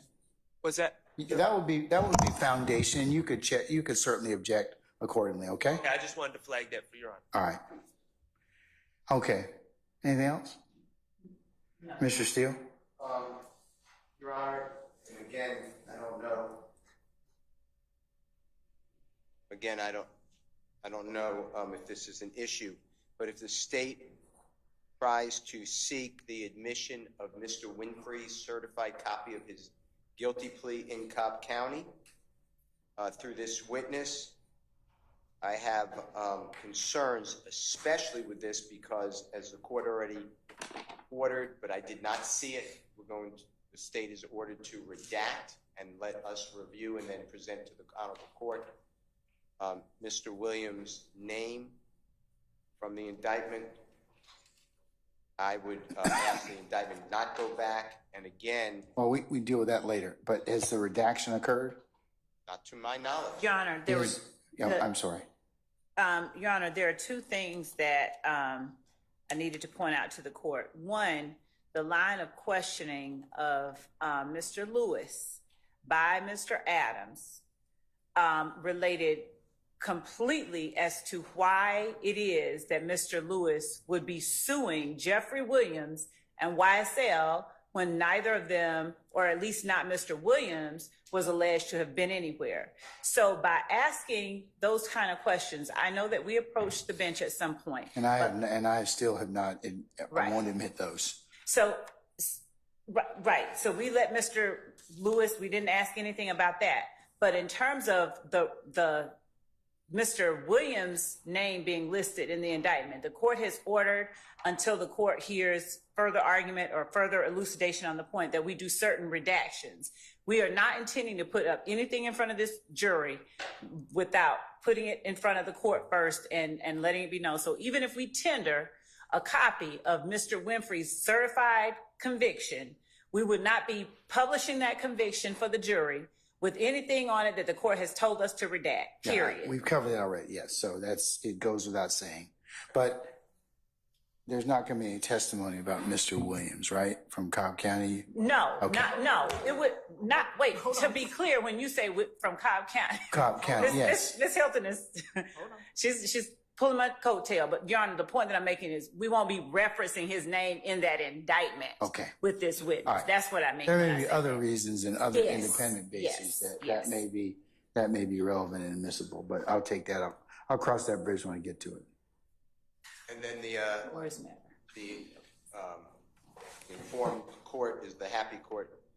I don't know. It started out with the bench where I said it would be best if the state can outline their topics with this witness so we can target it, because when that didn't happen last time, I didn't realize that the state was going to play a certain exhibit, and then the court got upset and said, why didn't you raise this beforehand? So that's the issue. That was different. That was different because you raised that on a Friday.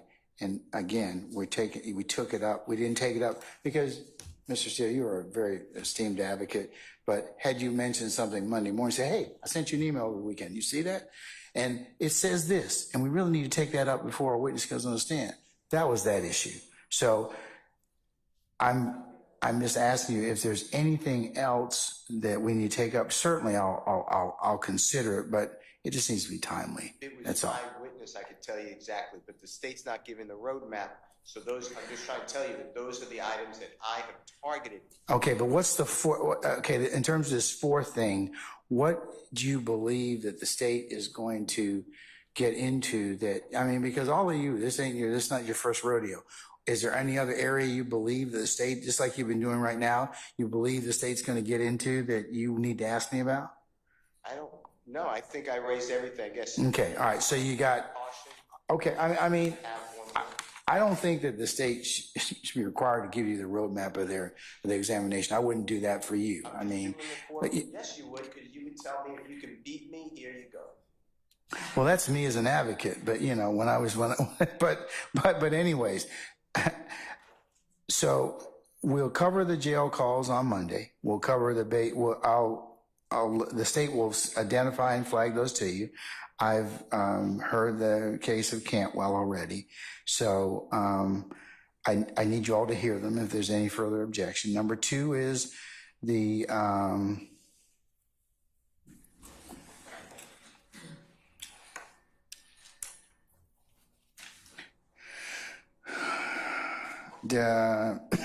detective or officer Racy's cell phone discussions without being qualified as an expert under Moody versus the state, 316 Georgia 490. The state says they'll research that issue to see if that is proper for him to testify as a lay witness in that respect. 3 is the Mr. Winfrey's certified copy, which has Mr. Williams' name redacted out of it, if the state introduces it in terms of discussion, that will be the only thing that they do. They don't talk about Mr. Williams in this particular document. I have said that Mr. Williams, and maybe reference at another time, given the foundation, subject to a foundation and subject to other additional rulings. So is there anything else, Mr. Steele, at this point? I know you were looking for another one. It was the July 15, 2015 in custody statement. That was when you July 15, 2015 in custody statement. Yes, I think we covered that already. You indicated that there were references to Mr. Williams' search that I've excluded. Right. The state has said they've already redacted that, and I don't know whether or not they're going to use that particular statement. Right. They did not, to my knowledge, share the redaction. I know they didn't share redaction with me, so I can't listen to it. But yes, they said they're not sure they're going to. Did you all share the redaction with Mr. Steele? That's what I just talked about earlier, that I would give to him the redacted copy. By today or by tomorrow 11? That's what I said. Okay.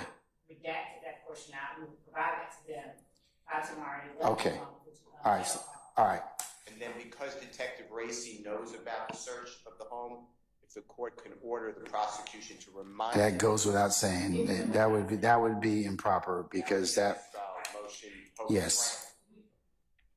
We have thoroughly covered that. Just make sure that you cover that with him because I don't want to hear that because I've said that like 4 or 5 times already about excluding that particular search. Okay. The one on July 15th of 2015, all right? Right, we have. Okay. That's not an issue. Just make sure witnesses get sometimes run afoul. So please, before he comes on the stand, you need to let him know, hey, do not mention anything about the search of Mr. Williams' home in any way. We'll do okay? That, all right. Okay. Anything else? Those are the only things I can think of. Good. Without knowing what the state intends, and they're not revealing their hand, and the court's not requiring it. So that's what I have. Okay, sir. But if we approach the bench and you tell me, why didn't you tell us? Because I can't anticipate anything. Well, that would be that, Mr. Steele. I mean, I can't fault you for that, but I do believe you all as seasoned advocates can flag or anticipate 97% of what will be covered. It should be no secret to any of you. And again, as the court has acknowledged and referenced, and will continue to reference that the state bears the burden at this point in time, and the defense doesn't have to present anything. So at this point, this will be helpful because we won't have to spend an hour and 15 minutes in front of our jurors taking this up. And then will we get the update on the witnesses to come if they changed from what we last had by Friday again, even though we're not all together? Yes, Your Honor. We will provide that tomorrow as well. All right. All right, folks. I'll see you on Monday, okay? All right. Happy Mother's Day to you, all of you, and your families, and your moms, grandmas, aunties, and sisters. Okay. All right.